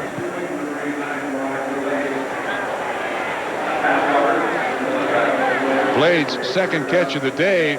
Plenty of time here for Kemp to look around. Good mechanics by Jeff Kemp, keeping his feet moving. So you use those feet as a turret so he can throw around the field. Finds Blades open for a first down. Just the second first down the Seahawks have collected in the second half of this game, Don. Jeff Kemp has had a lot of Ivy League passing records at Dartmouth, and his receiver was a record-setting Ivy pass catcher, David Shula, Don Shula's son. Travis McNeil might have left early, the tight end for Seattle. These are troubled times for the Seahawk offense. False start. Number 86 on the offense. Before the ball was snapped, still first down. A quick look at the ITT 10-minute ticker. Jets holding to a 1-point lead over the Bills at Giant Stadium in New Jersey. Raiders still in command of the Colts, 16-0. Atlanta continues to lead San Diego 13-7. What an upset that would be if the Jets beat Buffalo. Whoa. An upset that they've held them to 16 points. They usually get that in the first 5 minutes, the Bills. On 1st and 15, Kemp fires it out. The ball's taken by the tight end, Travis McNeil. And they'll spot his forward progress out to the 46-yard line. Gain of 4 yards on the play. Mike Kroll came up and struck him hard, number 51. You know, Carl Mecklenburg also assisted on the tackle, and we've not called Mecklenburg's number many times today. I don't think it has anything to do with Mecklenburg's lack of play today, but the defensive line of the Broncos have, for the most part, shut down their running game. I don't know that they've needed Carl Mecklenburg today. Total yards in the second half by Seattle, 69. Goodness. Second down and just over 10. Kemp loses the ball. It's a free ball. And Seattle gets it back to the 43-yard line. Now you see why Mike Kroll was picked 4th in the first round. Don, that is the 6th fumble that Seattle has had today. They've lost 2. Look at this guy run. He goes outside, and they've got a real little running back, Derek Lavelle, trying to block on Kroll. That doesn't work. That's what, the 2nd or 3rd sack? First sack for Kroll. Just the first sack for Denver on the day. They have harassed Jeff Kemp all day. Denver coaches said Kroll was having some problems getting adjusted to all the different variances in the Denver defense. He looks to be right on track right now, as he's been a standout all game long in just his 3rd game in the NFL. Simon Fletcher puts on the rush, and the Seahawks have to punt it again. Looked like Szymanski, 94, got his hand up in the air and knocked that ball back right at Jeff Kemp. Szymanski is playing tackle. Let's see. I think that is 94 Szymanski. But anyway, it brings up 4th down and a very busy Donnelly in to punt again today. Szymanski from Michigan State, and Rick Donnelly drops back once again. 7th punt of the day. It's a good one, very high, that forces Natil into a fair catch as he lets the ball go and hops into the end zone. And on the touchback, Denver with his team as the Broncos are in the lead 16-0. Don Criqui with Bob Trumpy back here at Mile High Stadium. It is interesting that when the Broncos were 5-11 last season, Dan Reese said we were close in just about every game. Don't count us out. We're not that far from being back to where we were. And 2 seasons ago, they were a Super Bowl team. As right now they go to the run quickly, and the ball is taken out to the 21-yard line. I don't know if it's a Super Bowl team, but they're improved. Well, I think the only problem that Denver is going to have, there are going to be games when you need a big running game. You can see Wooden 90 is all over Gaston Green here. And you're going to need somebody who can break tackles. Bobby Humphrey did that for him for the previous 2 seasons. Gaston Green is never going to do that for him. But they're going to have to somehow figure out how to win games when the weather's bad or they're against a tough defense where they can find somebody to break a tackle that they can give it to. Jets have now taken a 20-16 lead on the Bills with a lot of time left and another Pat Leahy field goal. As the Denver Broncos, with the big lead, intent to run the ball. Fans get a little anxious. They want to see more offense.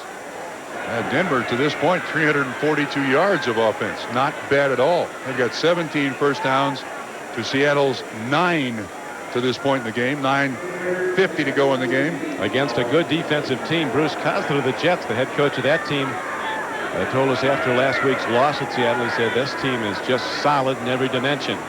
They aren't in the top tier in overall personnel, but in execution and preparation, they're right up there. Well, what's happened today? Well, they haven't been able to move the ball. They have no running game. Without that, there's often no passing game, as Elway throws one of his few errant passes of the day. Looking at Mark Jackson. You know, Cortez Kennedy's not been a factor today. Neither is Eric Hayes. He's not been a factor today. This receiver's open. John gets very mad at himself. Any incompletion he has, even one that's 30 yards on the line from the far hash to the near sideline, he expects to complete them all. Elway, the leadoff man in that select quarterback class of '83. Broncos, the only AFC team to go to the Super Bowl 3 times during the '80s, but as you know, they never won it. There is a punt. It was partially deflected. So the Seahawks will get good field position as the ball is picked up now by Dwayne Harper.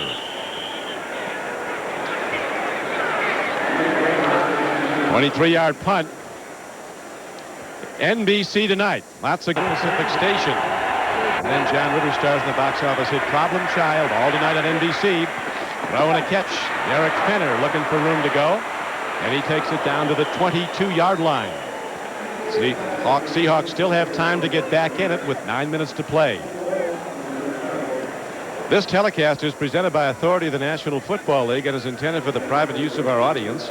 Any rebroadcast or other use of this telecast without the express written consent of the Denver Broncos and the National Football League is prohibited. This game is the property of the NFL, of the Seattle Seahawks and the Denver Broncos, and all rights are reserved.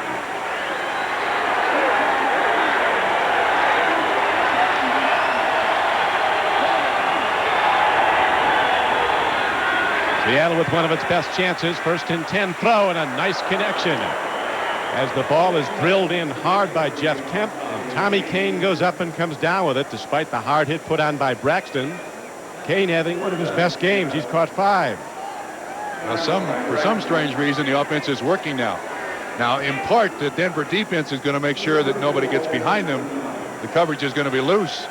Mecklenburg 77 underneath. Tyrone Braxton deep. It's obviously a zone, but the deepest penetration by the Seattle Seahawks so far today, Don. It is indeed. They go 1st and 10. They could conceivably get another 1st down inside the 1. Kemp looks, he fires, and wisely throws it wide of Tommy Kane, who was well covered by Wyman Henderson. Jeff Mills, a backer, was coming hard at Kemp. Quarterbacks do pay a price. That's Mills, 52. Shoves Kemp down, but he bounces right up. He's all right.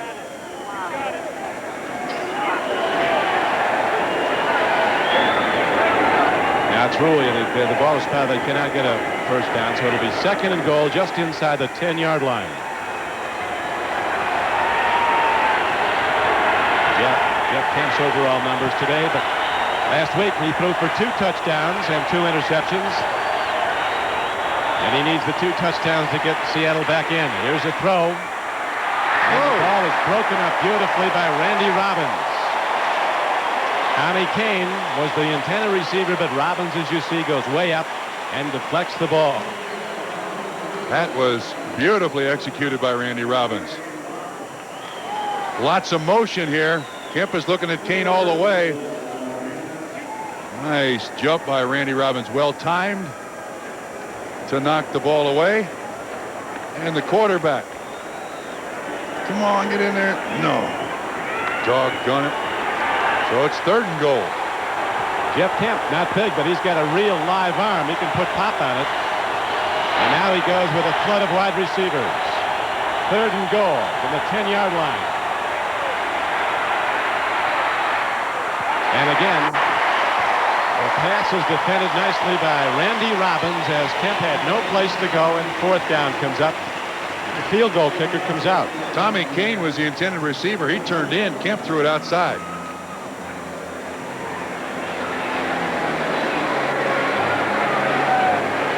John Casey, the rookie 4th-round draft choice from the University of Georgia, ready to kick the ball.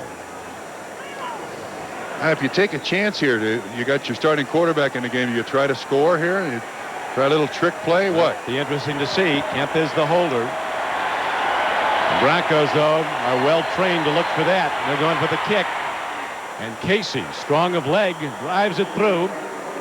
And the long streak of no shutouts by either side in this series continues as Seattle is finally on the board, albeit down 16-3 with 7:30 to play. Coach Knox hoping something big happens for his Seahawks. The best he's seen today was that field goal by John Casey that put them on the board for the first time. Broncos awaiting the kickoff by Casey lead the game 16-3. Alton Montgomery, in his wisdom, will down the ball in the end zone.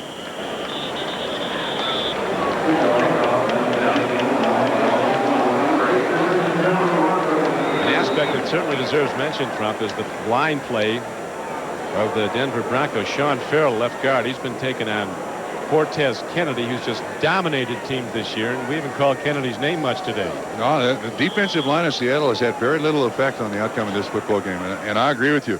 One of the big factors that we were going to watch is the 2nd-year offensive tackle, Jeff Davidson. He's been an offensive tackle for just 3 weeks. Well, Rufus Porter and Woods have been no factor today, so the Denver offensive line has been outstanding. Now Denver runs the ball. Gaston Green takes it close to the 20-yard line. These fans want offense. They don't want gut runs. Yeah, well, they like the 16-3, though. Yeah, I don't think it's smart for the Denver fans to expect John Elway to just run with a wide-open offense here. I mean, Seattle's had 6 fumbles, lost 2. Denver's coughed it up a couple of times. Let's be very conservative here. You can't take any chances with Seattle, as you've said before, Don. Chuck Knox is of the feeling that Elway throws much better from the set position than he does on the run. They were hoping to get him running. Like now, Lyman's after him, and Elway goes out of bounds. Almost a late hit. No flag yet. Tony Woods tracks him down. Here's a flag coming in. Now, right at the snap of the ball, there was a flag. It looked like the nose tackle, Eric Hayes, had jumped off sides, but that's one of the reasons you give the ball to Gaston Green. John Elway is the franchise. Offsides defense. He is the franchise and more. Now, Kubiak is not a bad quarterback, but everything rests on the shoulders of John Elway. With Bobby Humphrey not here. Offside. Nose tackle on the defense. 5 yards, still 2nd down. Eric Hayes, 78.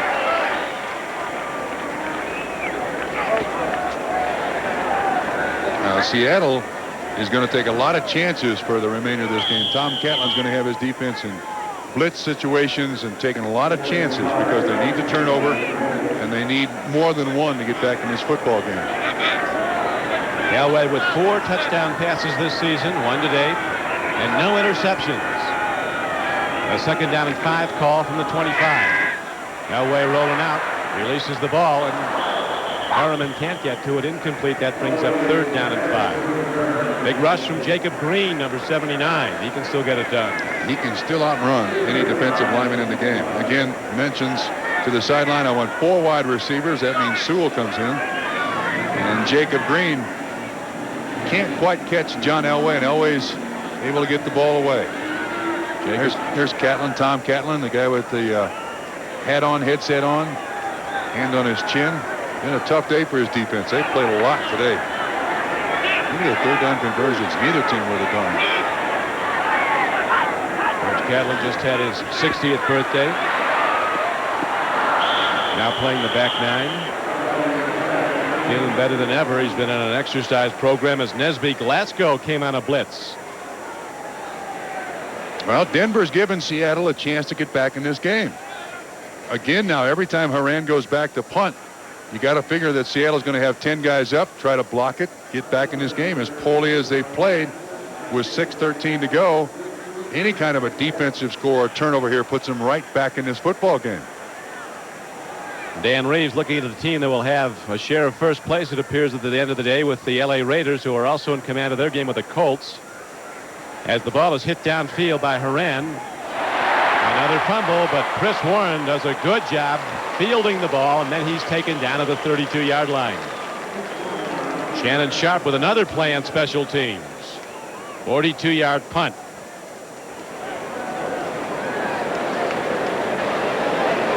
As we'll let the scoreboard show now from Sunday number 3. Detroit goes to 2-1. The Giants, the Super Bowl champions, fall to 1-2. The Bears are 3-0 with their win. Cleveland's now 2-1, a 3-13 team a season ago. And in the late games today, we'll get to those momentarily. Here with 6:02 to play, Seattle with the ball trails the Broncos by a 16-3 score. Jeff Kemp throws hard, and on the run is Brian Blades. Breaking into open field. It's a foot race now. Atwater's after him, and Atwater will get him. Atwater at 225 pounds runs down the fleet Brian Blades. Huge play by Brian Blades. Kemp finds Blades out there almost uncovered. Finally, there's a blown coverage there, but watch him accelerate right here. Really turns it on down the sideline. Ends up being a 37-yard pickup. And Seattle at the 20-yard line, the Denver 20-yard line. Blades with his third catch, his 19th of the season. He came in as number 2 in the AFC behind Andre Reed after 2 games. Reed had caught 20 in 2 games. Now Kemp on 1st and 10. They pick up the blitz. He swings it out. Here comes John L. Williams. And Williams is down to the 10-yard line. Seattle still with time to get back in it. Down 16-3 with 5:15 to play. Dennis Smith makes the hit again. Denver very soft in coverage here on those last 2 receptions, Don. Dennis Smith had to come from a long way away to make this tackle on John L. Williams, just swinging out in the flat. So Seattle starts to look sharp on offense now. Late in the game, down 16-3.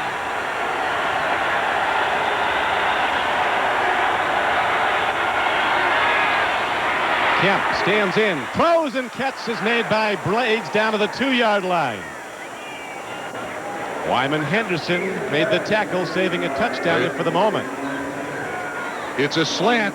Kane on the inside, clears out the inside coverage man. Then it's a foot race between Wyman Henderson, 24, and Blades. Beautifully thrown by Jeff Kemp there, Don. Absolutely perfectly thrown. Kemp really putting it on the hands now of Brian Blades on some big completions. Blades, a standout, used to winning in 4 years at the University of Miami in Florida. He played on teams that lost only 2 games. Now a timeout is signaled for by the Broncos. They want to check their defense with 4:07 to play. Yeah, I think they were missing a guy. 2, 4, 6, 8. There were only 10 guys on the field. Which is legal. You can play with few as you want to put out. Not suggested, though. Jeff Mills was late coming on.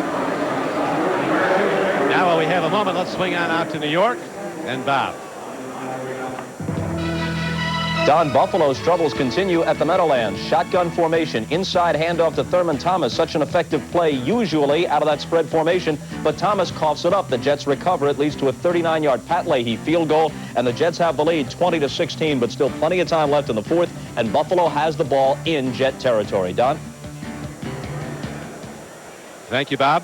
As we look now at the other scores in the 10-minute ticker, and the Raiders have now gone to 2-1 on the season with a shutout of the Colts. Colts are 0-3, and their coach, Ron Meyer, might be talking to his owner soon. Pressure's on Coach Meyer as Finner goes over the top, and he goes in. He broke the plane. And we've got a ball game now at 16-9, extra point coming up, and 4:04 to play. Well, you looked at, when you take an overview of this Seattle performance today, it's come down to 2 big plays, hasn't it? I mean, there just hasn't been much for Seattle. The big catch by Blades. Benner, big, tall guy. Last year with 14 rushing touchdowns. This is his first rushing touchdown and Seattle's first rushing touchdown of the 1991 season. Clearly, he does break the plane of the goal line. This is an important extra point here. Very important. And it's knocked up and through by the rookie Casey. Spells his name K-A-S-Y, S-A-Y. And he'll kick it off very shortly with 4:04 left to play. And all of a sudden, what seemed to be a laugher for the Denver Broncos turns into a tight game. If the blow now, as the Seahawks finally get a touchdown. Big play in that drive, the catch by Brian Blades for 37 yards. 6 plays. Make it 4 plays, 67 yards. And their first touchdown of the day. Oh, they're a touchdown and an extra point away from winning this football game. Now the challenge, can the Denver Broncos move the ball and move the chain markers and run the clock? The kick hit downfield. Alton Montgomery is counseled not to bring it out by Gaston Green. And so the Broncos will start 1st and 10 at their 20, holding to a 6-point lead with 3:57 to play. Jeff Kemp has thrown the ball 39 times today. 17 of 39, 2 interceptions, 266 yards. And the Broncos have allowed the Seahawks to be in this position in this game.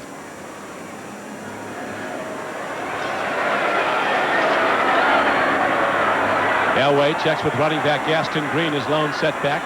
Working with double tight ends are the Broncos and 2 wide receivers. On 1st down, Elway times the throw downfield to Natil. Same play that went for 61 and a touch earlier. But Harper was with Natil stride for stride. Yeah, I don't like that call, and I have a feeling that came from the sideline the first play of the series. What Denver has to do is go with the high percentage completion, the crossing patterns, the tight end open, as opposed to going for the whole thing there. An expensive opening call. They didn't hit it. Now they've got 2 downs to get the 10. 2nd and 10 coming up. Elway can certainly run with the best of them. And it stopped the clock, the incomplete pass. A lot of time left. 3:53 to play. Broncos lead at 16-10. Tip ball up for grabs, and Elway wisely slaps it down. He's seen this before. Looked like David Wyman, the middle linebacker coming on a blitz, got the ball up in the air. So now it's 3rd and 10. Look for 92. There he comes. He's right on the guard. Does he jump up in the air? No, it's not Wyman. It's Jeff Bryant, 77, who gets his hand on there. And Elway gets that ball to the ground. So now big call for Denver. 3rd down and 10. Final score, and Atlanta has beaten San Diego 13-10. Raiders head to Atlanta next week to play the Falcons, who are now 1-2. And the Chargers get the set to come to Denver with an 0-3 record. Here's a throw and a catch to Michael Young.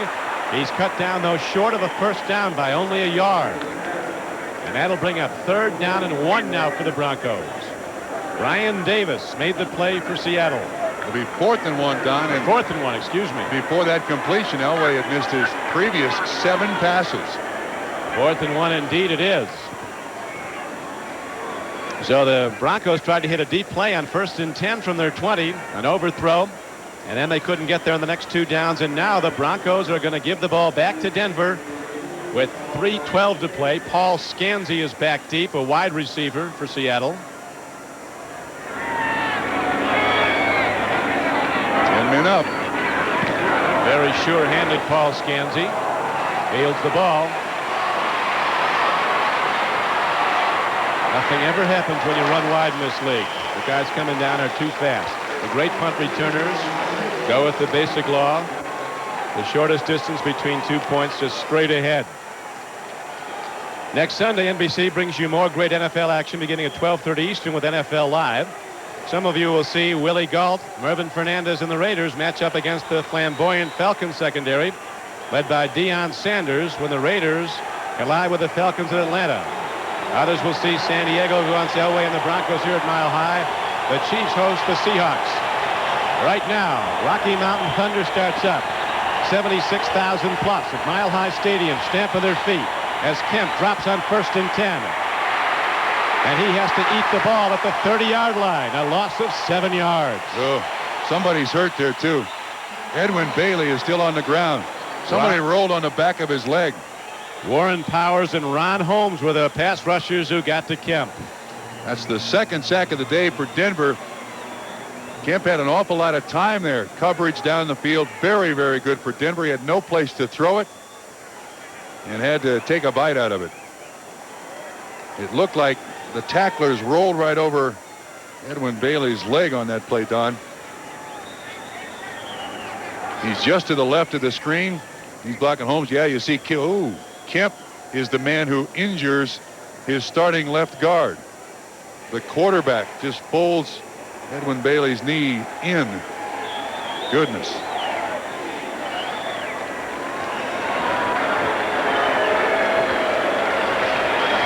So Edwin Bailey, an established veteran. Now the Bills have taken the lead. Kelly threw a 15-yard touchdown pass to Thurman Thomas. And the Bills lead the Jets 23-20 with 4:14 to play. Warren Wheat now goes in to replace the veteran Edwin Bailey. The Seahawks, against all odds, line up. The crowd noise cascading down. 2nd down and 17 for Kemp and the Seahawks. 4-man rush. Kemp sprints out. Simon Fletcher's after him. Throw downfield, and Kemp does well to get the ball out of bounds. Now, while we have a moment, let's check the latest happenings as we go back to NFL Live. Here's Bob. Don, here's the Buffalo go-ahead touchdown you mentioned a moment ago. Jim Kelly, 15 yards to Thurman Thomas. After the conversion, they take a lead of 23-20. There's still about 4 minutes to go in the game. The Jets have the ball. Kelly's second TD pass of the day and his 10th already on the young season. So the Bills take the lead, but for the moment just up by 3. The Broncos are leading here at Denver by a 6-point margin. 3rd down and 17 comes up for Jeff Kemp. Maybe it's the last chance for the Broncos. 2:24 to play. Last chance for the Seahawks. A throw and a catch and a 1st down for Seattle.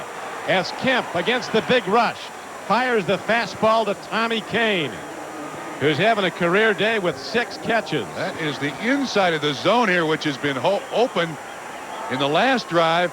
That's where they found Brian Blades. Now they don't get the playoff. 2-minute warning. The inside of this zone defense by Denver here been very, very sloppy. Well, they're playing that 2-deep zone. There's a lot of room underneath, and Kane's found field to Tommy Kane, and is now positioned at the 46-yard line of Denver.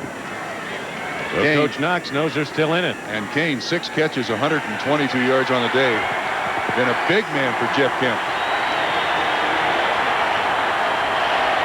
Again, Jeff Kemp sets in the shotgun, brings Scansy in motion. 4 wideouts in the game for Seattle. 4-man rush, it's coming, and it's coming hard. Throw, and it's Scansy didn't come down with it. But one hand up for it, and that wasn't enough. It'll be 2nd and 10. Boy, he had John L. Williams out in the far flat, wide open with nobody within 15 yards of him. He kind of locked onto Scansy running the crossing pattern, but John L. was out there and would have gotten the 1st down, and most assuredly would have gotten out of bounds for the first to stop the clock. So somebody's going to remind Jeff Kemp that John L's out there waiting for you. 1:55 to go. Seattle needs a touchdown. If they score it and hit the extra point, they go ahead. It's 16-10 Denver. 2nd down and 10 now for the Seahawks. Kemp drops and looks and throws and completes it to Brian Blades. Another 1st down for Seattle as Blades is down to the 28-yard line. And the clock runs down to 1:45 to play, and now it's stopped on a timeout. That's Seattle's first timeout of the second half. They have 2 left. Again, the crossing pattern. You see Scansy and Kane on the inside. They try to scrape people off, so Blades is by himself, and it works. And then you think he's going to go out of bounds. Not Brian Blades. Kroll 51 on the tackle. 1st down pickup. Drive stays alive. And what you pointed out, Trump, about there's a lot of soft spots in that deep zone at Denver's.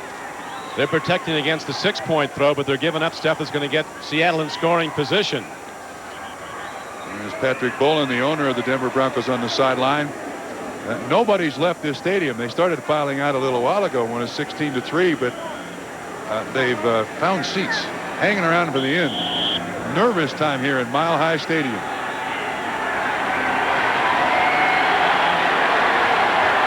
Kemp has to guard against the interception now. He's thrown 2 today. First down and 10. Denver continues with a 4-man rush, and again there's an open man, a drop ball. Thrown behind him. Scansey couldn't get back to it. Blades and Kane are getting doubled, and with good reason. Watch this, Blades. He tries to turn around and catch it, but it's thrown behind him, and he can't quite get his hands on it. Decent coverage there. Kroll 51, Braxton 34. That play has worked, though. Crossing patterns across the middle have been open. A lot of stuff open over the middle against the Denver zone. Jeff Kemp now over 300 yards passing. This team down by 6 with 1:40 to go. Second down and 10 for Seattle.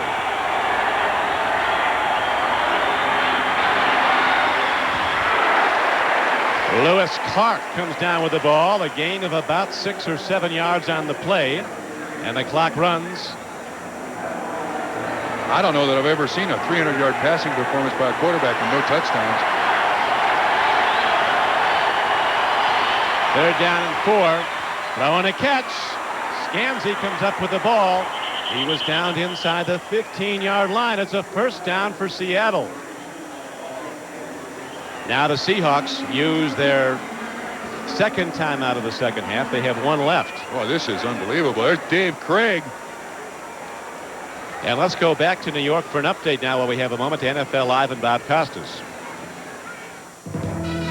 Don, the San Diego Chargers have a very tough early season schedule. This was one they could not afford to lose on their home field, and they do against Atlanta. That 47-yard attempt by John Carney wide to the left as time expired could have forced overtime. Instead, the Chargers are 0-3. The Falcons are 1-2, and they snap a 19-game road losing streak. Atlanta 13, the Chargers 10. Tough times for Coach Henning and the Chargers. There is Wade Phillips, the defensive coordinator in the blue shirt. He's the son of Bum Phillips, the longtime Houston Oilers coach. You know, there's Dan Reeves over there. Wade, what are we doing here, pal? You got something different to run. They figured this defense out. 1:10 to go. Seattle with the ball, down by 6, 16-10. Seahawks have 1 timeout left. They're inside the 15-yard line of Denver. Kemp on the run. Takes a look. Here comes the rush. Throw downfield, and a hit made just before the ball came in. Lilo Lang popped the intended receiver, Blades, and the official right there ruled he timed it just right. Almost looked early as we look again. Well, he's trying to throw it where if it's caught. He got hit before the ball got It was close, very close. Lilo Lang was there, but I don't think even if the receiver catches that ball, it's going to be a reception. He's out of bounds, but he want to make sure he didn't throw the interception. Late substitution for Denver. Mills comes in. Mecklenburg goes out. Now it's second down and 10. Again, they flood with 4 receivers. Kemp has time. He fires to the end zone. Almost picked off by Dennis Smith, who had one earlier. And we come to third down for Seattle. Again, they're trying to go to the soft spot of this defense across the middle. Great play by Smith. Smith, a 7-foot high jumper in college, shows great leaping ability there to tip the ball away. Like an outfield that moves at the crack of the bat. Dennis Smith has great anticipation. Kemp hadn't even released the ball, and he was moving towards where it was going. He watched his eyes. Now it is third down and 10 for Seattle. 1 timeout left. Seahawks trail by 6. Kemp looks. He fires into the end zone. Tipped away from Lewis Clark. And the Seahawks are down to a last chance. Lilo Lang. Boy, we saw Randy Robbins tip one away earlier. Dennis Smith tips one away, and now Lang. That is right between the 8 and the 4. If he doesn't tip it, it's caught, and Seattle's going for it on 4th down. No alternative do they have. 4th down and 10. This press box is shaking. The 76,000 are up and stomping. Rocky Mountain Thunder exhorting the Denver defense. 4th down for Seattle. Their last chance with 51 seconds to play. They need 10 for a first down. Kemp looks. Releases. Not close. Denver takes over the ball and the game.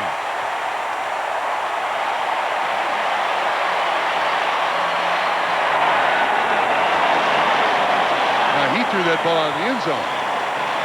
That was intended to be a throwback. Paul Scansey was going back to the left-hand side. Kemp rolls right, and they're trying to get the throwback. See, he's looking at Scansey first. Walker is in there to pressure him, and he had to throw it. He had no choice, but I don't think that ball was catchable at all. A valiant effort, though, by the Seattle Seahawks. Will Chamberlain couldn't have got a hand on that. It was. How about Manute Bull? Manute Bull. Manute might have gotten a hand on it. First half, Kemp threw for 117. Second half, 203. 322 yards on the day, and no touchdowns. No touchdowns. But in bitter disappointment, he stands on the sidelines as the Seahawks have stopped the clock for one final time with 39 seconds to play. And the Denver Broncos will go to 2-1 on the season and share first place. Smith did. Now Trump, we will check today's Canon camcorder replay of the game. Happened on this drive. We just saw it a few moments ago. Watch Dennis Smith back of the end zone. The receiver is open. Dennis Smith, the 7-foot high jumper out of college, tips the ball away.